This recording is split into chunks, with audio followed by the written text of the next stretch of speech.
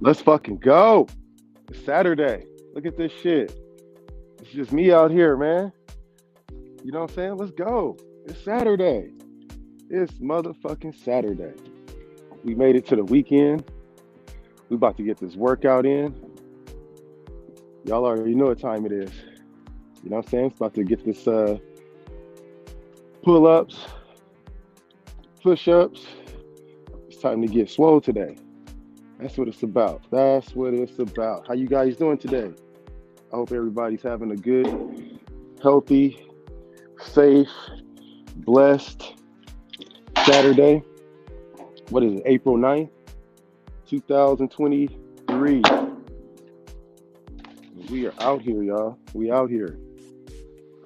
Drink my coffee, hit me a lap, and then we're going to tackle this bitch right here. And then once we do that, then we're going to get into the pull-ups. We're going to work this body out. We're going to work this body out today. It's going to feel great. Trust me. So let's get it in. How you guys doing today? Good morning. Good morning. All right. Got that. Got the coffee. We ready to go.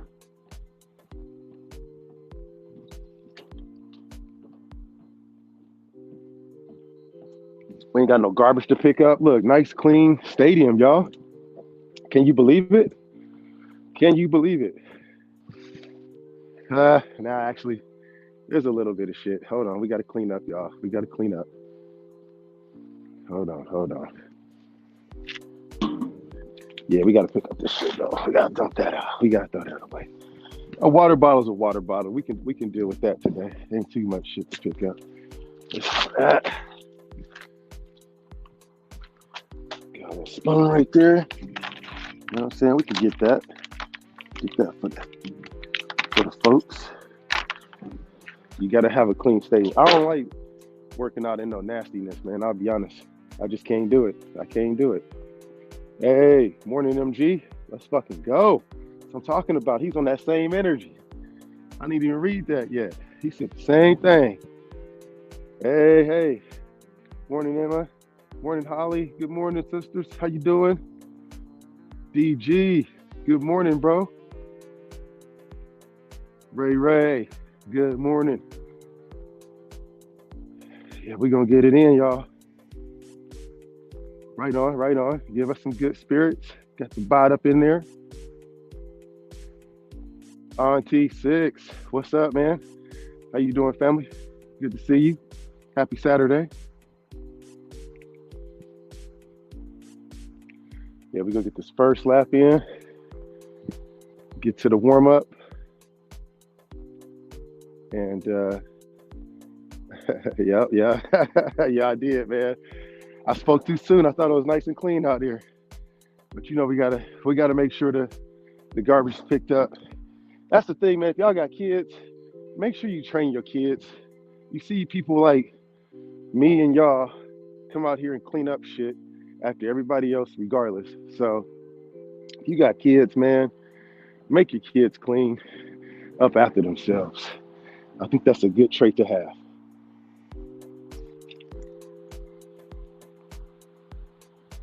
Me, myself, I think we're going to hit that today. I don't know about y'all, but we're gonna probably work those out, do some dips too. You know what I'm saying?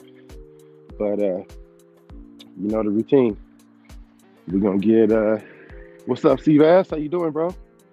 We're going to get these pull-ups in, start the day, start the morning, and talk a little sports, talk a little life, sweat a little bit, and then we'll finish our Saturday like that, right?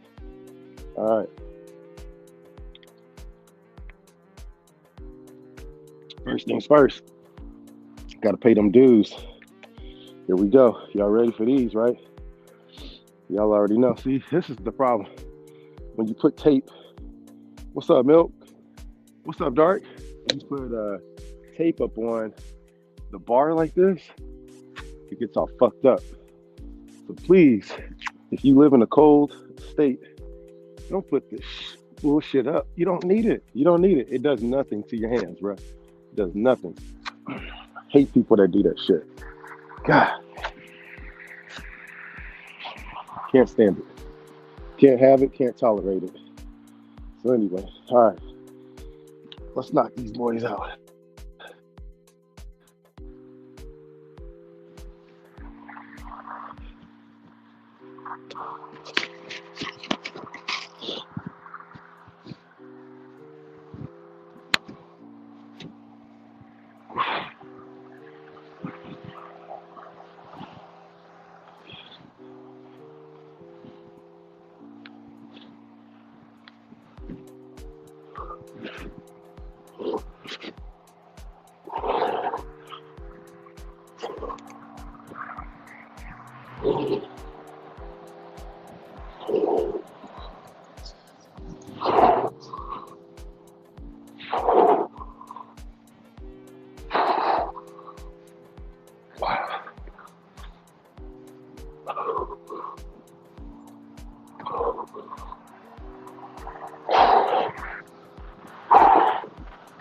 All right, let's go push-ups.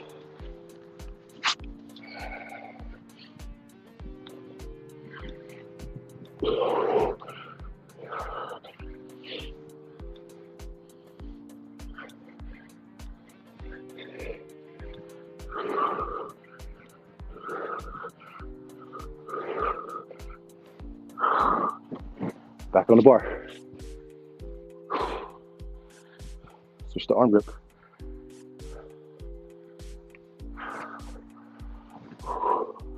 Go for 5. 1.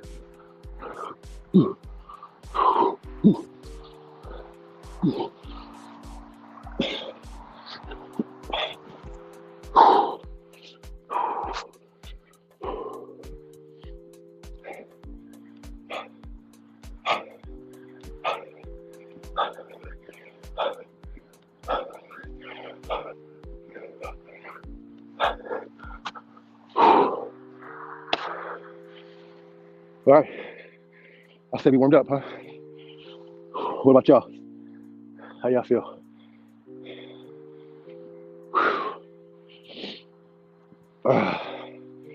Man, felt good, huh?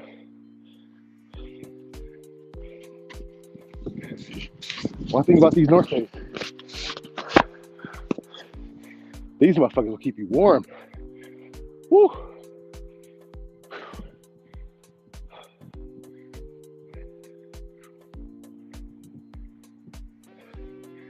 Yep, UFC tonight. Who y'all got? I got Adesanya and Masvidal. Who y'all taking?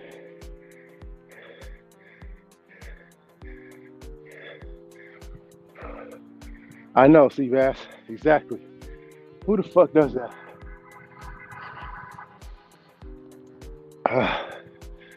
The dumbest thing ever, bro. Yep. Exactly. Thank y'all. Thank y'all. Yeah, for real, they some bums. What's up, D Menace? How you doing, brother? Devil Dog. Good to see you. Just drink your coffee. Getting them pull-ups in. Getting the push-ups. So we got 16 in already this morning on the pull-ups. Then we're gonna hit these stairs. I can't fuck up this nice North Face though on them stairs. That'll never get out. Yep. But yeah, man, what's going on with y'all? What y'all got planned for today? Anybody doing anything good? You guys got any travel plans? Cooking anything good? Watching any new movies? Not much from the Raider front today. If you haven't had a chance to go and read Hondo Carpenter's article about about Derek Carr, Dave Ziegler, and the gang, McDaniels, and how he had his hands on every decision that was made about Derek Carr, and it was good. It was really good, actually. very interesting. And hey, I might hit that sled today. If T shows up to the chat, T, if you out there, you show up to the chat, I'm gonna hit that sled for you. I'm good for 40 yards on the sled. Maybe 20 now, I'm old. But if y'all get T in the chat, Terrence Carey, I'll hit that sled for him. All right, so we just finished up with our first lap. We're gonna hit these stairs, do some push-ups, and we'll talk some shit.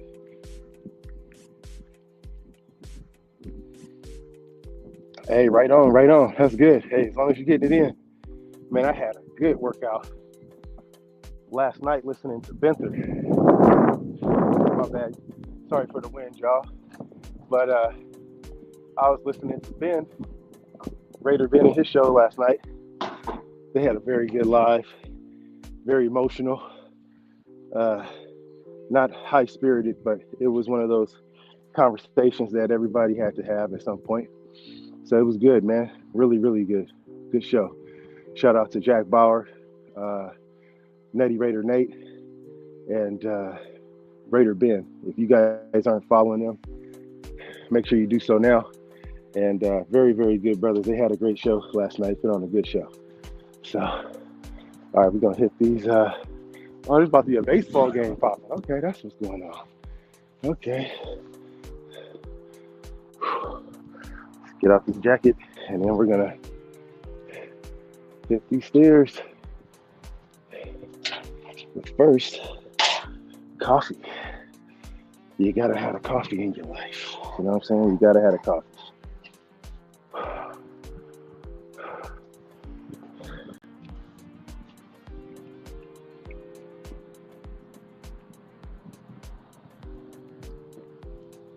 I'm gonna drop the link. And then if you guys want to hop on, feel free to do so. But I'm going to be getting me a quick little workout in. You're going to see me sweat a little bit as we talk. But that's what we need. I don't sweat during the week enough. Yeah, working out in the Mario movie. Hema says she's working. Sebastian said he's going to, all right, here we go, 20 minutes. So we're finishing. We've just been on the live for 13 minutes. So we'll see you on the other side of this little cardio. Not you, JT. Not you, JT. I'm talking about T. Terrence. But what's up to you? I'm happy that you are in chat, bro. You're just as important as anybody else, man. You're just as important as anybody else. We got to talk about that mac and cheese, though. It still ain't hitting with me, big dog. It still ain't hitting with me. But it's all good. Hey, as long as you still alive, that's what matters. After eating that shit. Once YouTube approves me today, I'm going to try and do it live.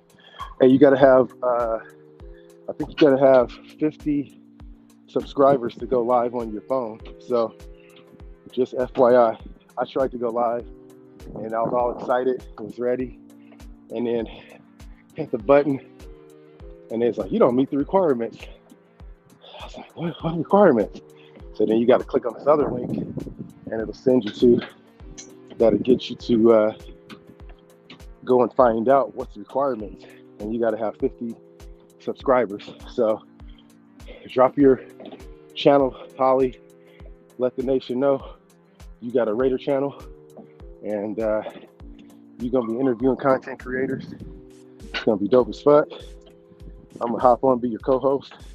And I'm just gonna be that dude, just gonna let them talk. And I'm gonna sit in my little square, smoke weed, and be like, damn, that's crazy. What? Damn. That's crazy. That's what I want my job to be. So, yeah. Holly's got that show coming. It's going to be dope. She's going to be working on the live. Once we get her up to 50, JT's going to be working on his show. We ain't even got to talk about how many followers he's going to get. Y'all already know. That's going to be our star attraction. He'll stop coming on everybody else's live, I'm sure, once he gets his own show, because he'll be tired arguing, debating, politicking, mentoring, listening. It starts to wear him down a little bit, so he'll have his own show. But I think AJT, so we got Benther as number one. We have for the episodes for Holly's show. I think number two, we're gonna do MG, get him on there, start talking about his feelings, and then we'll get you. You can talk about whatever you want. The floor be yours.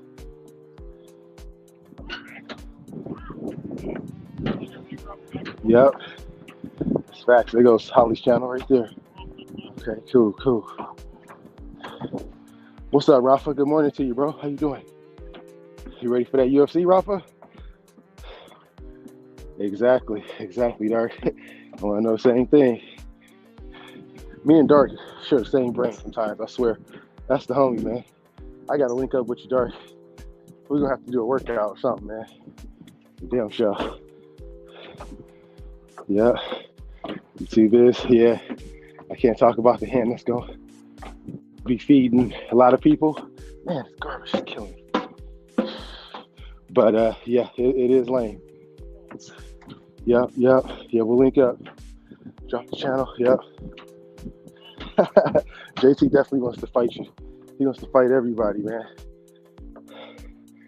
All right. Let's see where we at. We 3 minutes in that thing. There we go. Not bad. Yeah, UFC is tonight. I can't wait, man. It's going to be some real good fights. I have plans of either going to my homie's house.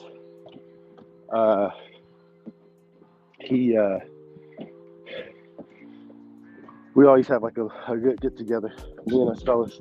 And it's funny because I got this OG Mexican homie, right? And he's an old school OG. You know what I'm saying? Just a cholo gangster. Wouldn't change him for the world, right? And the stories he be telling, bro, be cracking me up, man. And he figured out the alcohol content in White Claw. And he started drinking the shit out of those. He had a good time. So he stopped smoking weed. And so his White Claw intake goes through the roof for during these UFC fights. But a couple White Claws in, the homies started telling me some funny ass stories, man. Like one time they was out carjacking and they got this car and his homie was on shrooms, and in the middle of the street he had to stop and take a crap right in the street, right in the middle of the street, like everybody to see him. The stories that man tells, I'm telling you, it's like that. It's just intense, man. So I'm gonna try and bring him on one day and just have him talk some shit. So him, and they're Seahawks fans too, so die hard. Him and then my other Mexican homie, they're brother-in-laws, right?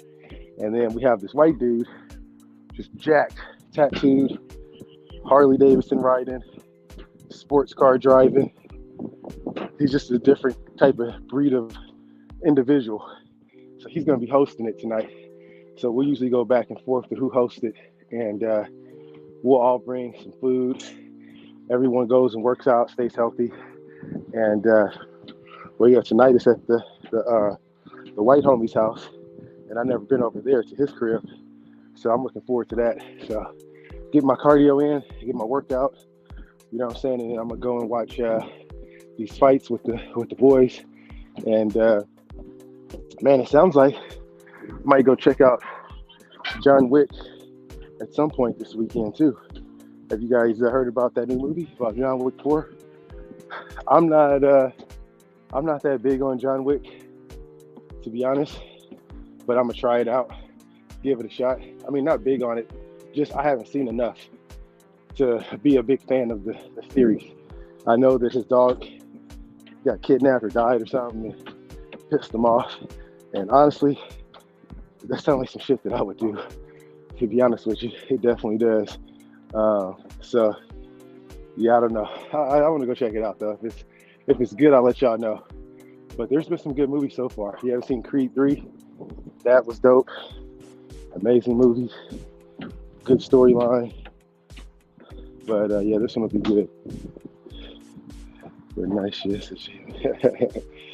Yep. Yep. Dark. Hey, Holly and Dark need to show too. That'll be dope. That would be dope. I want to see you out here, Dark. You need to get your show next, brother. Daniel. What's good, fam? What's up, Big Worm? How you doing, man? Hey, just get it out, bro. You know what I'm saying? Ain't no judgment here. Some days I wake up last season and I felt that way too. I just felt like the nigga was tanking last year. You know, and it was pissing me off. But that's just me at some points of the season. Yeah. Yeah, we're gonna get JT on the show. And you can't be attacking Holly on the show. She gotta answer the questions. What brought you to YouTube? Whatever the questions are. What questions do you guys want to hear Holly ask our panelists? Our first guest is gonna be Ben. So that's what we'll do.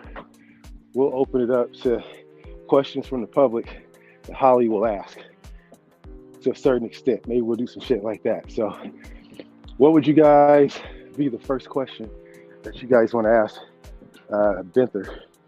And it's going to be like a Sally Jesse Raphael type show, right?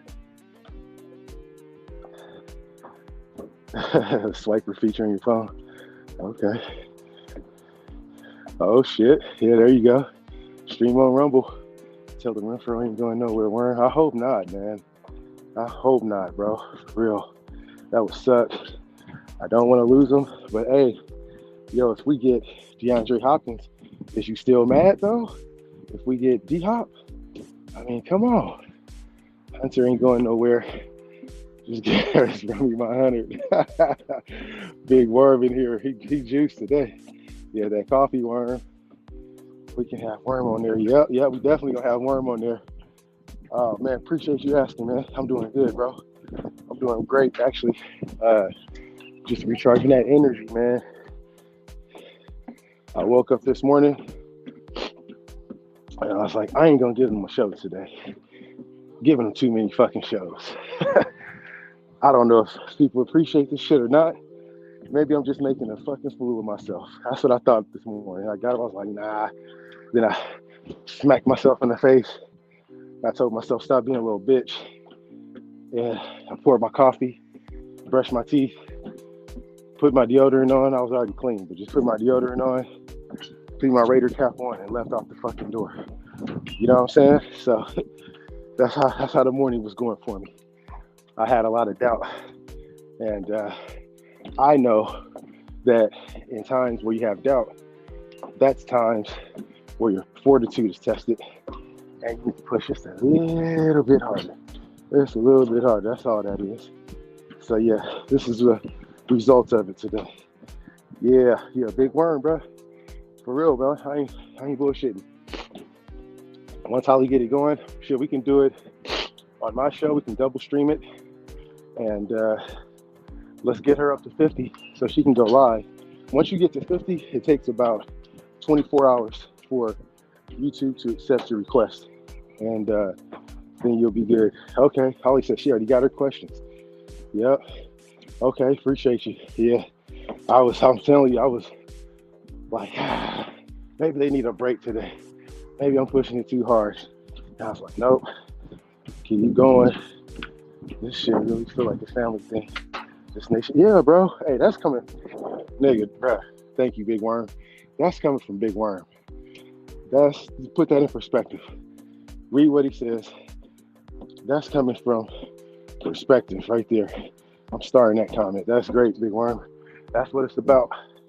Because sometimes you're not motivated, right? You're not feeling good. You're tired. Something happened. You know what I'm saying? Whatever it may be. But the one thing that Kobe Bryant left a lasting impression on me is that your mind can be able to access certain levels where you don't need motivation. You can just go out there and just push through And I have to make sure that I remind myself that, and I remind you guys that as well, that when you're tired, when you're lonely, when you're hungry, when you're angry, whatever it may be, that's life. That's what's pushing you. And sometimes you just gotta soak in that shit too. You know, the good, the bad, the ugly, and push through it and do it no matter what. So I appreciate y'all saying that. Hey man, thank you, bro. I appreciate that, man. Yeah, for real. Ray. Those are the best workouts when you really don't want to. Yeah, exactly, man. But when you don't want to work out, during those times, you think about, we had 13 minutes. Y'all, we got 7 minutes left on these stairs. That's what I'm doing. And then when you're in those times and you don't want to work out, right? And you get that workout in, that motherfucker feels so much better at the end. And you use it to channel a workout in the future. And you can tell yourself, all right, I remember how I felt the last time I did this when I felt like shit. I felt great afterwards. And even though I feel like shit right now, I'm gonna go out there and I'm gonna crank it out and I'm gonna make it do what it do. And then you feel better. So I call them making cookies, mental cookies for your brain. And you can be able to just dig into it if you need to, right? And be like, yeah, that's right. I did do that when I was tired. I did do that when it was snowing outside, you know? And hopefully, with this being a Raider channel, this translates into some good Raider wins, maybe some good vibes for the Raiders. That's my goal. At least that's my goal. Yeah, man, appreciate you, bro. Hey, D Menace, thank you, bro. Yep. They got me back in the gym. Hey, appreciate you, bro.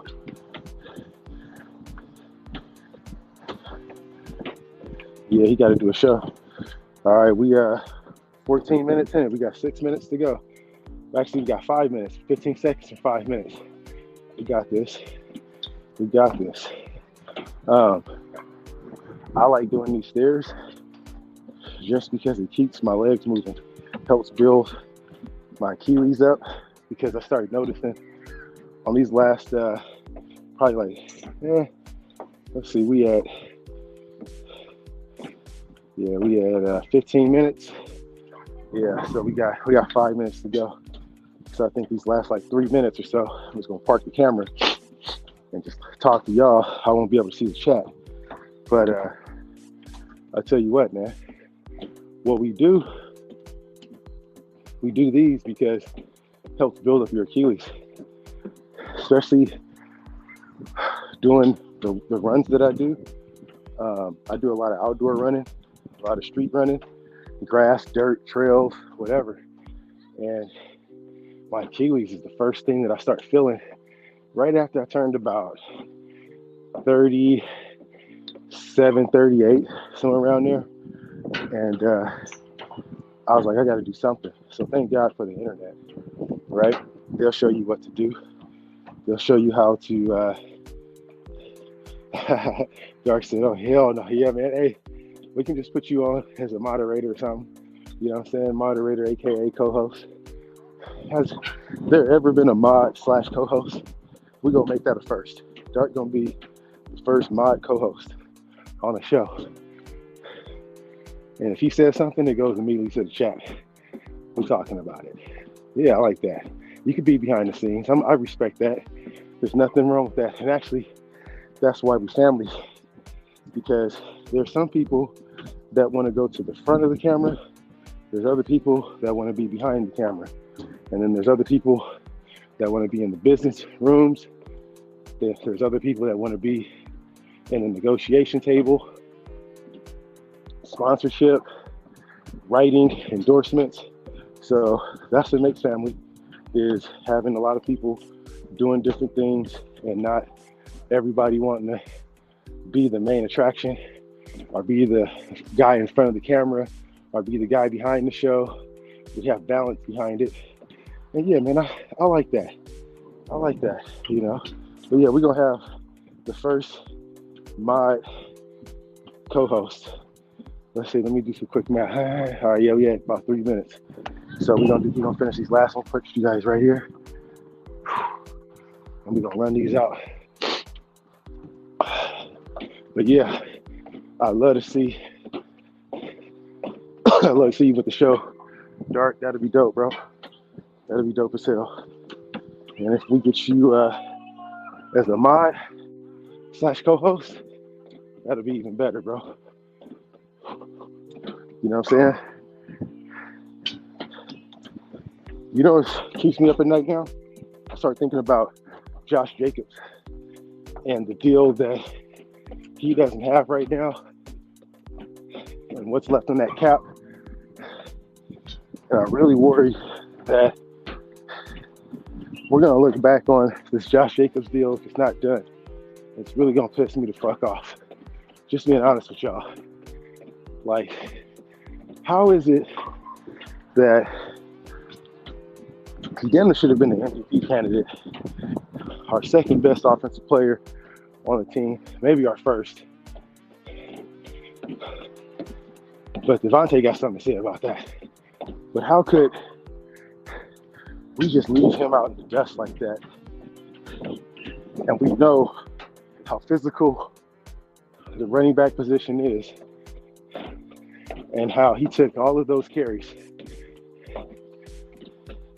I'm down with giving the dog a 2-year deal just to keep him satisfied for now and keep on doing that. And if we take care of him now, he's going to take care of us. I would hope if he doesn't perform and he needs to restructure that shit. But the other side of me is also looking at, okay, what about if Josh Jacobs, not paying him, brought in how many players? That's what we're going to have to pay him 15, 16, something like that, right? Let's see how we're doing on time. Yeah, we got about 45. I'll run up another minute. I'll do 10 more reps. So, I mean, how is it that we're able to not pay him? Well, it's because we had to pay to add more depth on the roster.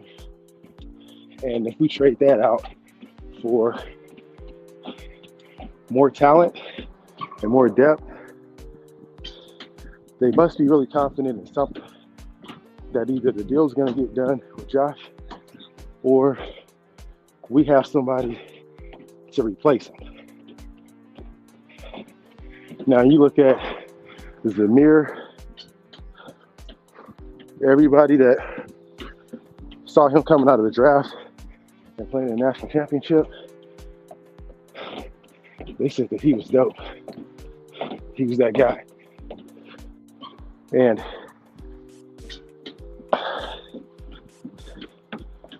he just didn't get a chance to get on that field. But if you talk to folks about Britton Brown, I'm surprised at the reception that Britton Brown gets when you talk about his name. His name is in the same categories as Adrian Peterson in conversations. When you talk to any UCLA person, JT, if you in there, what are your thoughts on Britton Brown? Who is your comparable to him, NFL-wise? Do you think that he will just be a continued depth piece? Or do you think that he'll get the yardage that a starter would get if given the opportunity and succeed at it? What's your thoughts? I forget how many we did here. Let's do 5 more. 5 more, do them. Good job, y'all. But yeah, we're not talking about that running back position. And what if we're not going to pay Josh Jacobs that money and we're not satisfied with Zamir White and Britton Brown. If a player, I would say, like Bijan Robinson drops, do we trade back up and go swoop a running back that's dynamic, like Josh Jacobs? Like, not Josh Jacobs, like him. Do we go and get a talent like that? 2 more. Or do we just pay Josh Jacobs? I'm just going over possible scenarios that the regime might end up doing, right? Because we can take the draft and cut it up a lot of different ways this year. We talk about QB, but one thing that's really not talked about, last one,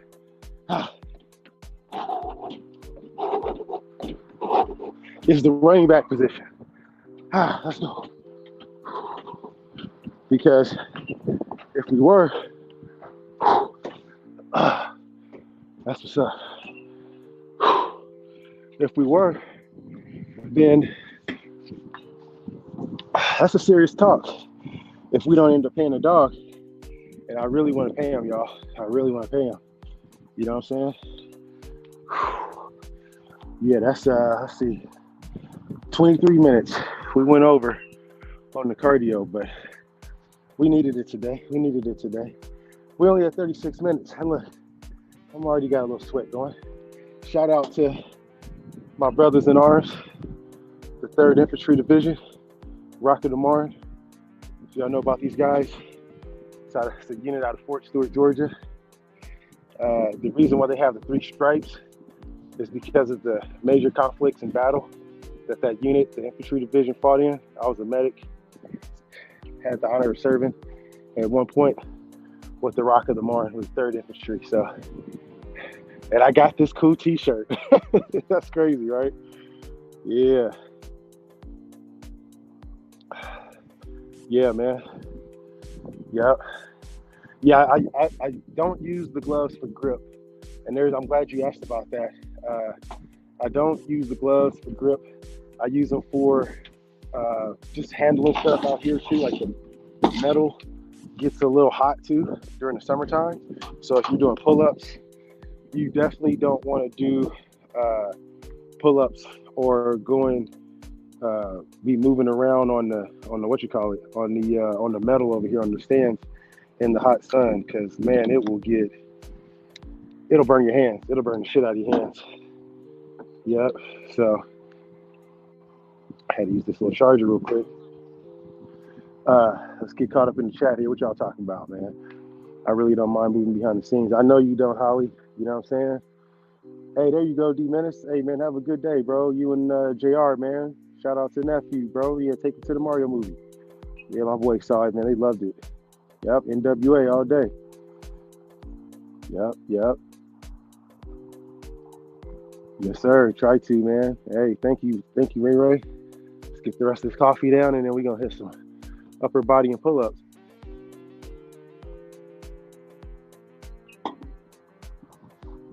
Oh, man. Thank you, bro. Yeah, it gets hot, though. You got to have the gloves. I got so many pairs of these.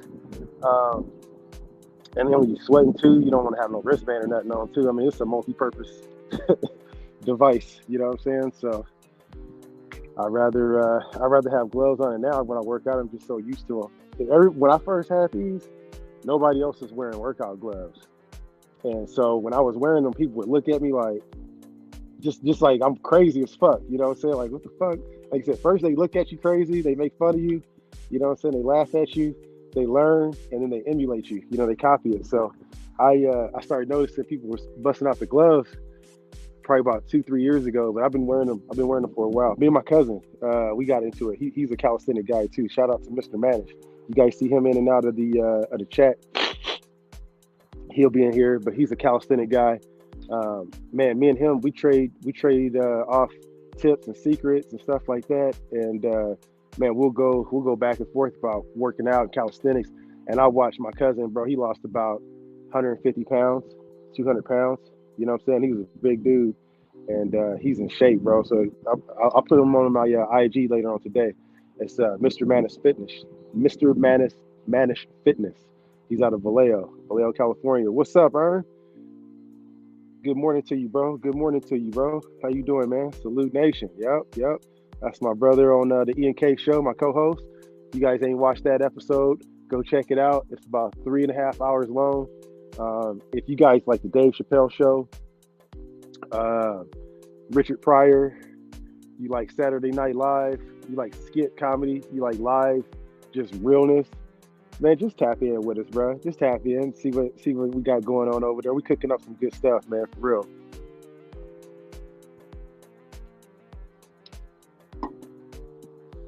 You guys smoking on any good today? Anything good? Get used to it, bro. Watch out what you be touching. A lot of them germs to get sick. You have those bugs taking a lot more than you think. Yeah, man. Hey, bro, Worm be out here hitting facts, bro. I'm about to make you another mod too on my shit, bro. Worm be on point, man, for real. Thank you, Holly. Appreciate it. Yep. Yeah, you know what time it is. Y'all. It's time to get these pull-ups in, though. Break is over. Break time over, boss. We's tired, boss. It don't matter. It don't matter if you tired, right? Yeah. But now we got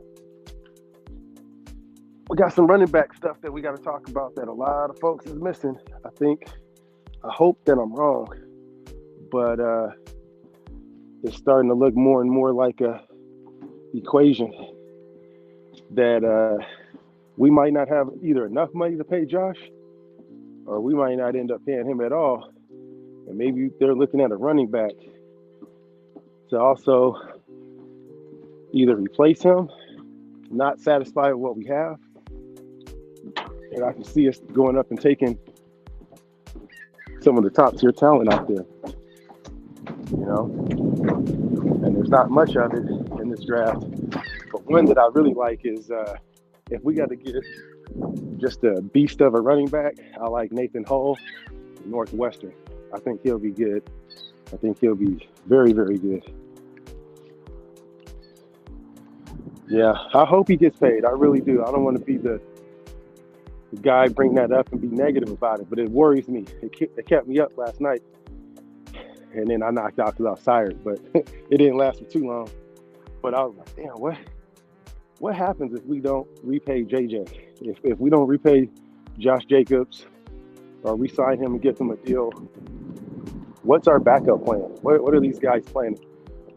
One thing that I read, like I said, if you guys haven't read that Hondo report, one thing I learned is that he's not really,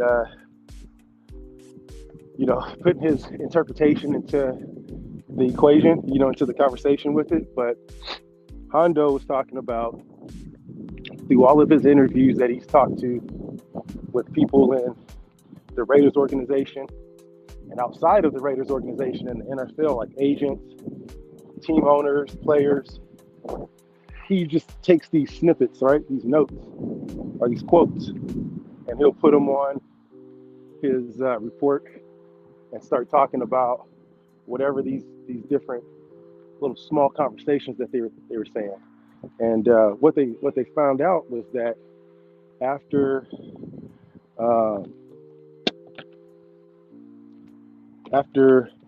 Tom Brady retired,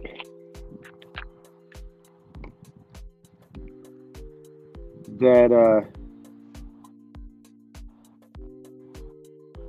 was our main plan, was just to have him. And after he retired, we didn't have a backup plan. We didn't have zero. So, all right, here we go.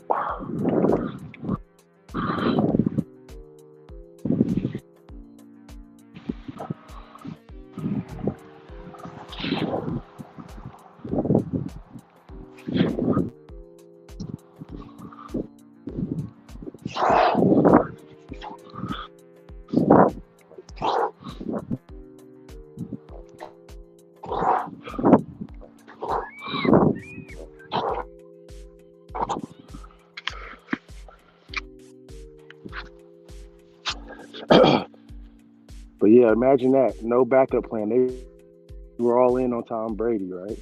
Like, just seems weird that he would retire. It sounds like a big FU back to us because he must have gave us a guarantee or something.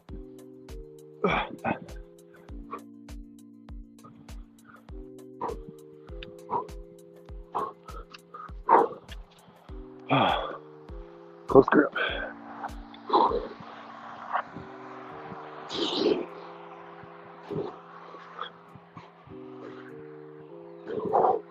Let's do some diamonds.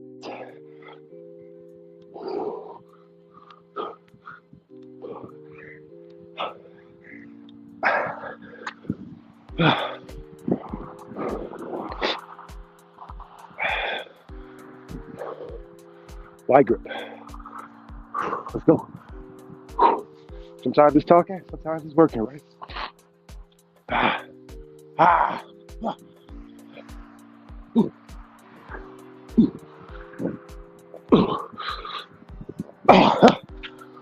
Wide arm. Let's go.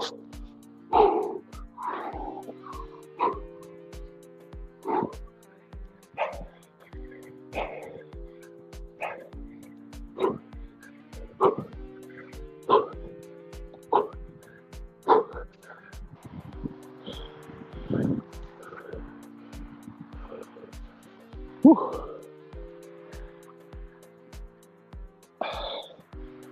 That was good. What y'all talking about here? Yep. Definitely. Hit us see up. I took shrooms last ENK show. I was geeking. So he got my phone. I was like, yeah, shows that. That's what's up. That's hilarious. That's funny as hell.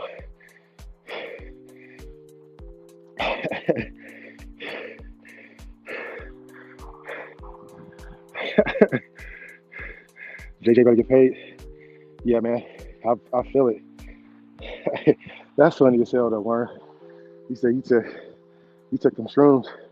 They got you lit, huh? Ladies and gentlemen, backstage, got a special guest. Got Miss Holly gonna be popping in. What's up, Holly? Hey.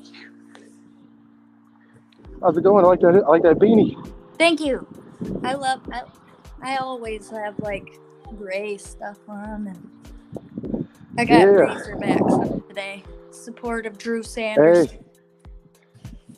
McFadden. My battle buddy in the army was he's an Arkansas fan, huge Arkansas fan. That's awesome. Yeah, he's a big time Arkansas fan. He loves Drew Sanders too. Real big on him.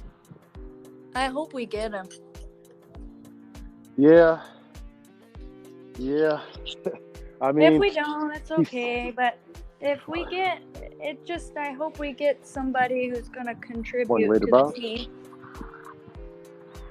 I mean, if I'll take a 6'5", 260 middle linebacker that gets sacks and interceptions. Yeah, why not? Exactly. Yeah. You got your folks. Like this has been on my mind. You know, like we got all these older players that go and they leave the Raiders, whether they retire as a Raider, they always seem to come back. Like Marcus Allen, Jackson. You got all these great players that come out and they support the team. It's because of the Raiders is such a great organization. And you know, like that's why I go hard. I get mad when somebody talks negative about them. I don't care if it's David Carr. I don't care if it's even Mark Davis himself. You know. Yeah. That's the way I am too. It's hard to let people have their opinions about it when it's negative, but you know, the thing about it is every fan base has both sides, and that's what makes us, you know, a good fan base is at the end of the day, we all just want to win, you know? Exactly. Exactly. And I do, like, JT wants to know my stance on Josh McDaniels, and I'm going to tell you right now. Yeah. I was not happy with the hire, but I do believe he's going to take us to the playoffs, maybe even to the Super Bowl and win it. I don't know. I can't tell you the future because I don't know the future. I'm not a fortune teller. So yeah. I just do believe it's time. We've been trash for the last 20-something years since Rich Gannon and Bill Romanowski and Charles Woodson, Rod Woodson, Tim Brown, Jerry Rice. All those guys have been on the team, you know. We've been trash since then. So I think it's time for the Raiders to be in the playoffs and in the Super Bowls. Yeah. I mean, we're overdue. And the thing about it is the NFL knows that our fan base can deal with losing. And for some reason, we always get the shit end of the stick when it comes to how they want to be able to give us, between the Gruden emails and all of that bullshit. And people forget that we were a playoff team that season. And we were whooping everybody's ass to a certain extent. Yep. And when that shit happened, it was like, they can't fire Gruden. Not with the success I was thinking. And then, boom, that shit hits. And it was cookies from there. Like, we just went from an okay team before Gruden to a good team to almost a really good team to beating the Chiefs and taking over our division in another couple years to having to start over with, it seems like, you know, I gotta say, you guys gotta really go back and read that Hondo Carpenter's article. He talks about the separation in the locker room when Rich Bisaccia left, and how the people that were really big Rich supporters, that he ran Gruden's offense, you know, and that's what won. That's what got them to the playoffs. But there was a big group of folks that really wanted Rich back. And Derek Carr had to adjust again to another head coach, and the head coach had to adjust to him. And that really is what we're seeing right now, is what's transpiring between a locker room that was really for keeping Rich Bisaccia, and the energy that he was bringing, the positive energy that he was bringing, is what kept that last era of Raider players there and playing better than what they probably played any other place, you know. And now we're seeing where McDaniels came in and he don't give a fuck about none of that shit. And Mark Davis, from what the report was saying, Mark Davis was basically getting consultation from people. He wanted to keep Rich Bisaccia, but he also wanted to do what's best for the team, because the man is living in his father's shadow, right? And he's having a hard time. Yeah, he's having a hard time with trying to, you know, move the team. He wants to set his own status, and he knows that he's not the coach that his dad was. Exactly. And so he's going off of what consultants are telling him at this point, you know, and they're looking at him. He has people that are telling him what to do with his money every single day now. He has people that's telling him probably what to eat, what to say. So there's also consultants telling him what coach to hire, you know. So now he's in a predicament where he could possibly not even have a say-so in who's the coach that was hired. You know, they just say, hey, look, man, this is your guy. This is the best offensive mind in the league. If you want to have a good, clean-cut organization, which is what you need to be able to get out of the iron sights of Roger Goodell, and so you won't get your team shot down like they're doing with the Commanders, you need to clean up this place, and you need to hire these guys, because you won't have any problems like that. Because he saw what's going on with Snyder and the Commanders organization. That was the reason why Gruden was fired. So, I mean, he's probably looking at it from that perspective too. So when I look at McDaniels, My perspective on it is, no, I don't. I don't like what he did last year. My coach was Rich Bisaccia, just because of the energy that he brought to the team. He wasn't a great, offensive or defensive minded head coach, but I think that they could have brought in people to help support him because of all the connections that he had across the league. He's been a assistant head coach at Dallas. He was our assistant head coach. They brought him in just for that, and we kind of betrayed him a bit. We went off of what Mark Davis's consultants told him. So I see it.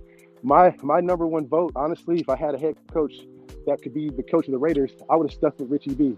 I wouldn't taken away a playoff achieving coach, no matter what the situation. I would have rather took that year, and if we lost and tanked, then we lost and tanked this past season, and we still would have been probably 6 wins, better than what Josh McDaniels gave us. But I also see the upside in McDaniels, where if it does go well, he can bring in the people that he wants, like he's doing, and now we can just see what he wants without any excuses. And then if he doesn't achieve what he wants with having the people and the resources that he needs, then let's get him the fuck up out of here, because then all the excuses for him are gone. They say that he was an asshole in Denver. He's gotten better. The press, even Hondo says that, hey, everyone I talked to said that he was immature in Denver, and they compared him to somebody in the report. But then they say now he's gotten a lot better from what he personally said, that Hondo said he personally saw, that, he doesn't see that Josh McDaniel side that people that played with him in Denver saw. You know what I mean? Yep. I see. I was listening to his press conference, and I personally wanted John Harbaugh as the head coach if we were going to get Richie. So, I listened to him, and I'm like, I get what you're doing here. And it's not like, and everybody wants to say it's the Patriots way. No, it's not. It is Josh McDaniels' way. He knows these guys are going to come in and not make the mistakes as like Derek Carr or, even when Hunter ran into Devontae Adams that one time. Like, if he was such a bad coach, if he was so bad, then why does Devontae want to stay here? Right. Why does he want to continue to keep playing for this man? Like, I think he's in the same boat. Yeah, I think Devontae. I see a different guy. Devontae has the same view that us as Raider fans have, because he's a Raider fan too, and I could probably feel what he's going through. He's probably like, shit, I'm trying to see what happens, and I want to be a part of it. And I think that's where he's probably coming from, because you can see it on his face. He really wants to win. He really wants to be a Raider. Yes. Yep. He left Aaron Rodgers. I watched Aaron Rodgers practice, and let me tell you, you do not want that guy. He sucked in practice. The third string quarterback was way better. Yep. Than them. And I mean, I'm very happy I don't live in Wisconsin anymore. I didn't live in Green Bay, but I didn't live too far from it. The stadium's nice, don't get me wrong, but. Yep. Hey, Big Worm saying the same thing. Should have kept Richie B too. I would have been cool with Jim Harbaugh. The thing about Jim Harbaugh is that he runs the exact same offense as the Baltimore Ravens, right? Or John Harbaugh as Jim Harbaugh. They run the same type of offense, right? So no, Ern. Hey, you know what though? If the Patriots way, this is what the thing about it. We need to really look at what the Patriots way is. Hey, Ern, that's what we're gonna do on the next show, dog. We're gonna look up on the internet the exact definition of what the Patriots way is according to the internet, and see if we're applying those principles to this regime. Because I think that people look at it as a negative connotation just because the Patriots are so corny. I mean, if winning championships is that way, I think that's what the consultants was telling them. If someone sat down, a consultant was like, Mark, what do you want for this team? He's like, I want to fucking win. And he probably spoiled little rats pounding on the Exactly. table. I want to win right now. That's the way I see it. And they're probably, okay, you can win with Rich. It's going to take you a while for him to build his culture up. He got you to the playoffs. Now, what we're going to be looking at now is what you want. You say you want to win right now, then the best way to win right now is to take the exact mold of the offense that was able to defeat some of the top defenses in the league in Super Bowls, and that's what he probably did. He ended up taking the best option at the time. Josh McDaniels came from Patriots. It's Patriots way. He's showing his ways. Adams going to stay regardless. Yeah, I really hope that's the fact. So I hope he does stay. I don't want to see him go any other place. I think that Josh Jacobs, Devontae Adams, Max Crosby, that's our core. I just don't want to get my hopes too fucking set up for it, Holly. I really don't, because I've seen it time and time again. The Raiders will have a fan favorite, and it's almost like whoever's making the decisions get damn near like lightweight jealous of the players. Like that Marcus Allen situation, you guys haven't seen that shit. Like, go back and see how ugly that shit went down. And I hope that's not the same way. So if the Patriots way is bringing in players that can be long-term solutions, and they can do that, then hey, I'm with it. I'm with it. I just want a motherfucking win. You know what I'm saying? Me too. I said we have 12 former Patriots, 7 former coaches. Bill Belichick, the Patriots. But listen, Ern, if they have 6 championships, right? They got 6 rings with Tom Brady. If Tom Brady would have came over instead of retiring, maybe a lot of us would have a different perspective. But one opinion. But I really agree with you on the whole Mark Davis thing. He really wants to win. And I'm tired of people trying to compare him to his father. He's nothing like his father. It's just like comparing Michael Jordan to LeBron James. Totally 2 different people. You can't or LeBron people to Brownie. To other people. Yeah, or LeBron to his son. Yes, you can't compare that. You cannot compare.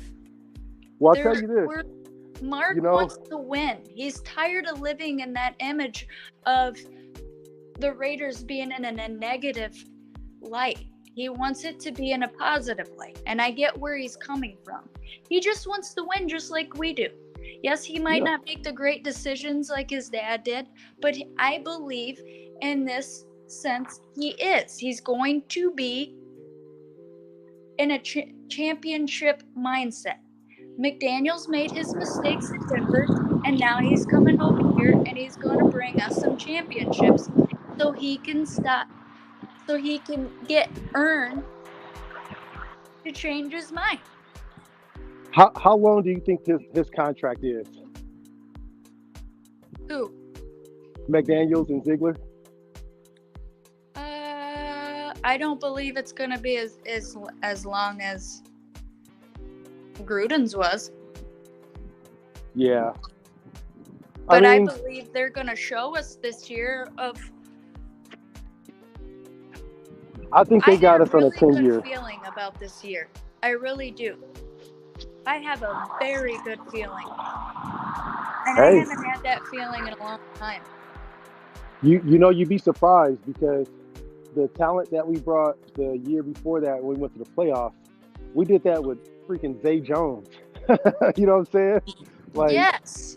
So you never know who'll step up. I am disappointed in the way that a lot of newer Raider fans got to see how the Raiders traditionally do business, because as great as Al Davis is or was, I mean, he was also a very, very shrewd businessman, you know what I'm saying? And he made sure that was known when it came to his dealings with the league. He was the boss. And at one point, he was the fucking commissioner of the league. He got ousted. It was like having Roger Goodell being a head coach that was dope as shit, that created a whole nother way of scoring touchdowns. And he's also the commissioner of the league. that was Al Davis, you know. So I mean, family ties is you can never compare a man like Al Davis to or anybody. You can't really compare that to anybody in the history of the league. But Mark is hell bent on trying to be that guy, and I think that what we're seeing right now is him showing that he's all in on trying to find that right brain for a long time thing. He's trying to be, you know, like the next Robert Kraft, you know, but bigger than that. He's taken Well, over I that don't whole think state. he's gonna be going after prostitutes. Oh, not to that extent. No, he ain't got to worry about that. And if he did, it's legal. It's legal in the state of Nevada in some sections, so he's good. You know what I'm saying? But I think from like the business standpoint, how he handles with the business side of things, you know, I don't think that he's as shrewd of a businessman as his father was. But he tries to be that, and he tries to do that by having people like these consultants and bringing in that Patriot way to kind of help him along the way, so that way we don't see that. But unfortunately, I think that we saw a little bit of that, well, a lot of that in the new era with the way that we treated Derek Carr. You know, because it wasn't nothing new. It really wasn't. It was just new to this era of Raider fans and football. You know, and he'll be back. Like I said, it'll all come back around. He'll be back. The one thing I just don't want to see is that we do it again with Josh Jacobs, and then we do it again with Max. You know, or we do it with Devontae. I would hate to see that happen. I want to have I don't think they're gonna do one. that. I hope not. I hope not. But I want to But I see was them. really pissed when they did that to Khalil Mack. I really liked him. And when my Yeah. brother came and told me that they're trading him, I was like, are you freaking kidding me? Yep. Like, John Gruden was very dumb for that. And then I get Amari Cooper's jersey, and then he gets traded. Yep. Exactly. So it's not the first time we're gonna see it. It won't be the last. I just hope that it gets better with the way that we deal with some of the player involvements, because we've treated a lot of players really shitty. Coaches too. Look up what we did to Mike Shanahan. We fucked him over so good that whenever they wanted to play us, he made sure that he broke down like a PowerPoint presentation on how bad Al Davis screwed him over. So, you know, Raider fans, we can't forget that that's really the mystique that we bring too. And sometimes we take that into the boardrooms and the player involvements, but I don't know. I'm with you. I'm my one instinct tells me that to be optimistic about the season, because we never know, and just wait until the draft to be negative or positive, because we may come out with some gems. And, you know, like, everybody keeps talking about this Jalen Carter, you know, incident. And you know what? Yeah. If he's going to come in and he's going to give it 120%, then, I mean, all these football players have domestic violence charges Yeah. and child abuse charges, and you guys are not okay with this guy who was sitting in the passenger seat. See, I don't know. I can't say that I know what happened. I wasn't there, you know? I'm not going to judge somebody when I wasn't there. Exactly. Well, you know, the thing about it too is that's where I think we all have a reminder that this is not a domesticated, entertaining franchise. You know, this ain't the ballet. You know, these dudes are, you know, got CTE. They have head injuries. They have a lot of issues in their life that makes them uber aggressive to be the alpha dog that we all cheer for on Sundays.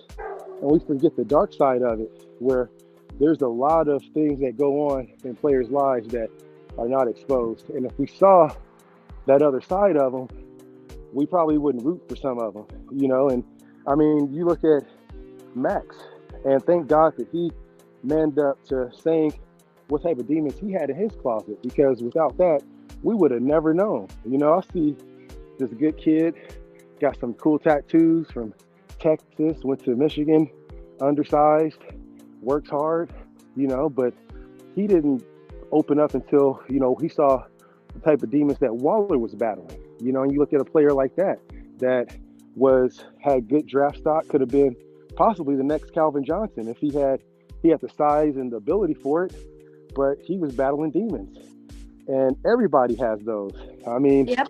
so if you don't have them, then yeah, go ahead and just point fingers at someone. If not, I'm just on the basis of just learning and just understanding about the situation, because I do have a line in the sand that I'll draw and say, yeah, that's too far for me. Mine is, speaking of that, I gotta get that out too. I had a conversation, and I hate to do it because I really like the dude, but Raider Films, Carl Cokerman, I had a conversation with him on Twitter this morning. He posted this video, and it was kind of out of context. I just checked in on him just to be like, hey, bro, like, I don't like that shit, man. Are you okay? But it was a video of a lady who was obviously, it was in like Europe, someplace, like looked like she was speaking German.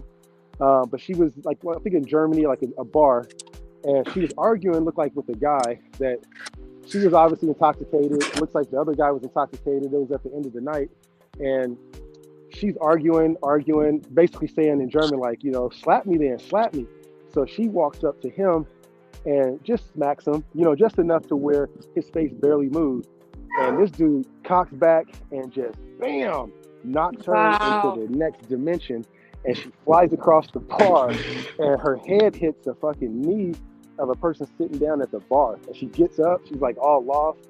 She gets up, and she's like staggering, and she looks at the bartender, and she's out of it.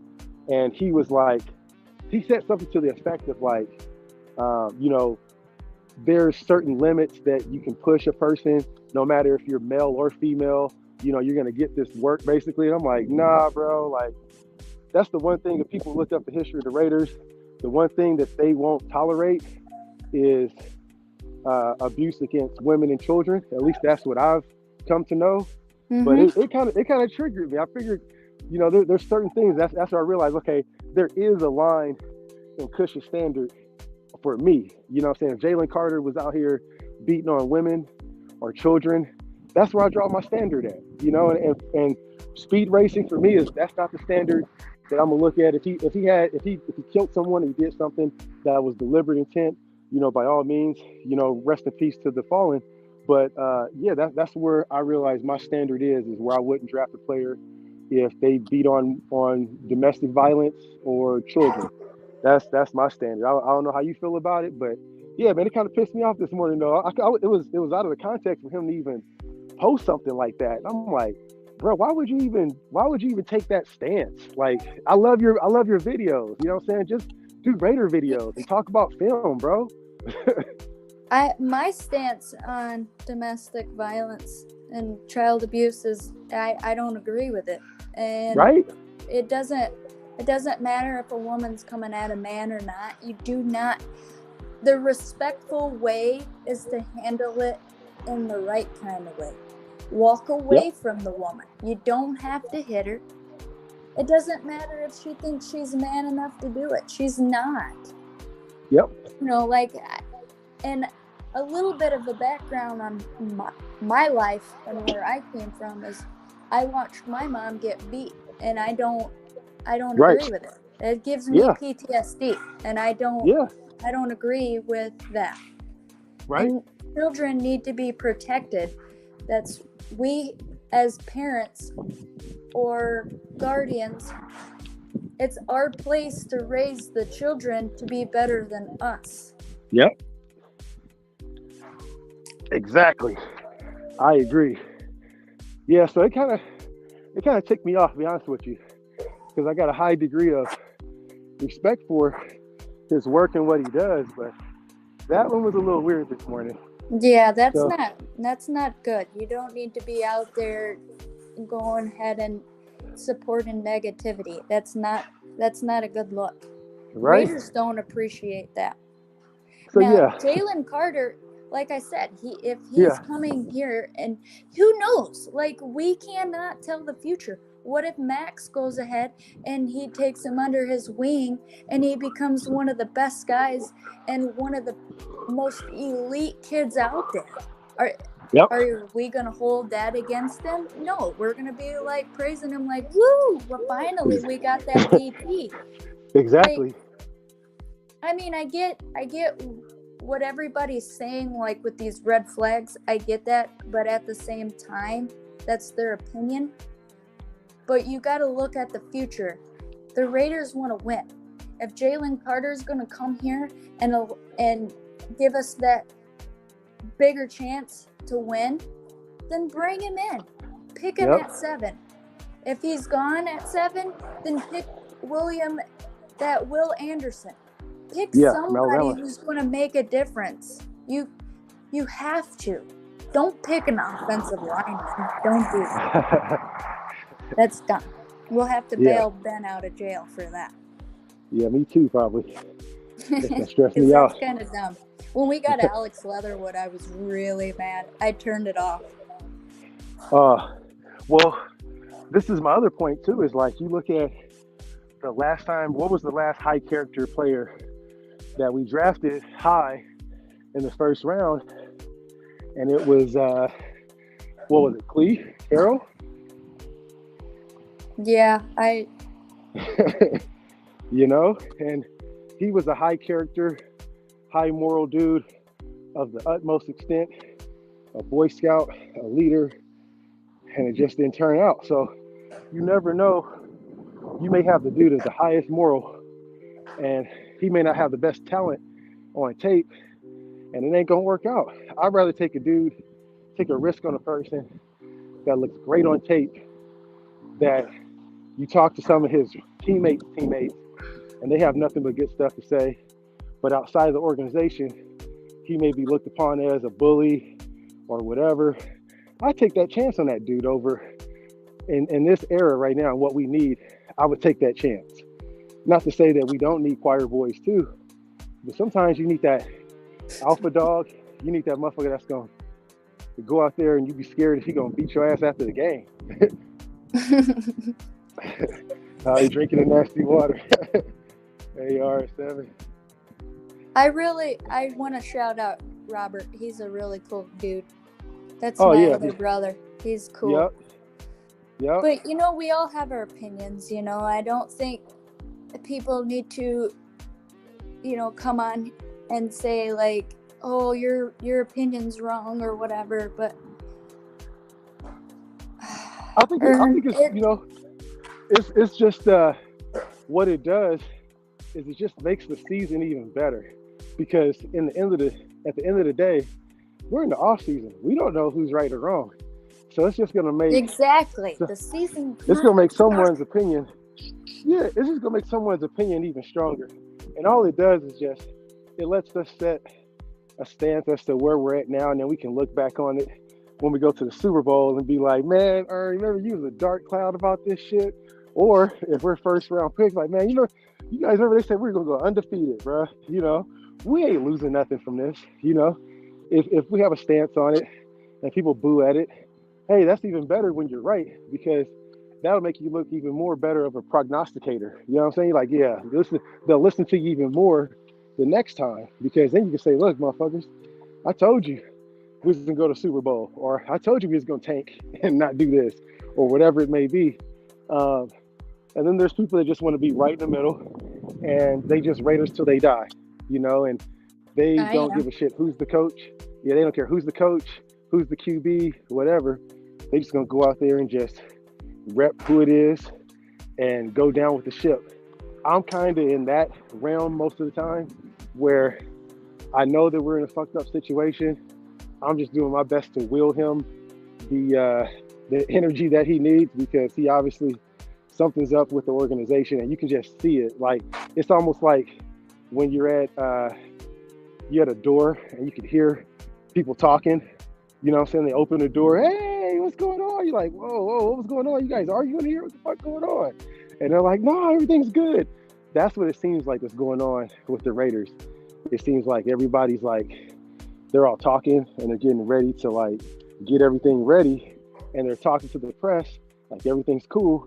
But then at the end of the day, by the time they end up getting like, into the locker room, all hell breaks loose. They're fighting, they're arguing, and we don't really know all the inside scoop. You know what's really going on with it. So, how you doing? All right. I want to go back to Ray's comment with the defense. Let me see. He said the defense blew it. Now, I watched some film yesterday because you gave us that homework, and Yeah. I watched a lot of them plays, and a lot of them plays I seen that a lot of them guys did not put forth effort into tackling. They missed so many tackles. And then they come out the second half and they just they gave it 120%.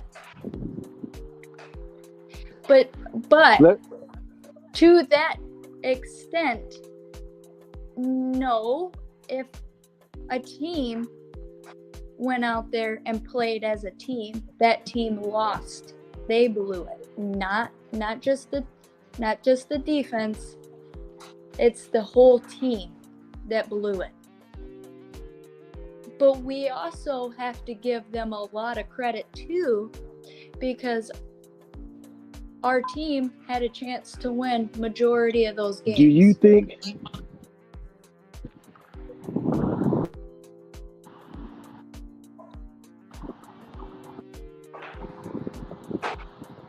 I could be wrong.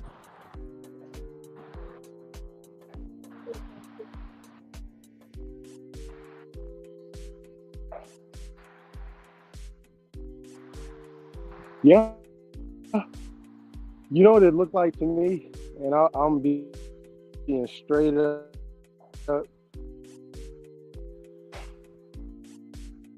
Honest about how I feel from just looking at the tape. It looked like to me like we retained. Yes.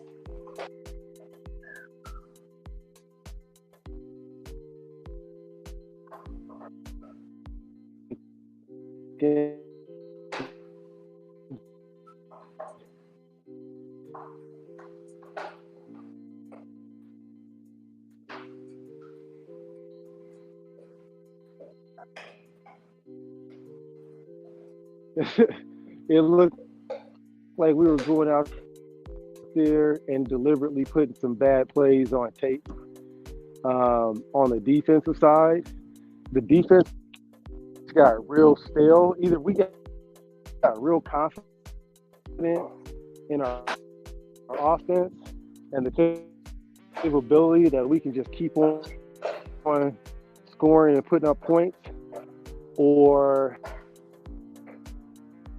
something was going on with the defense.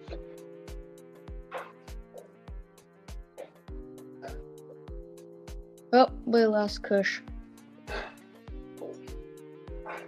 He'll be back. There he is.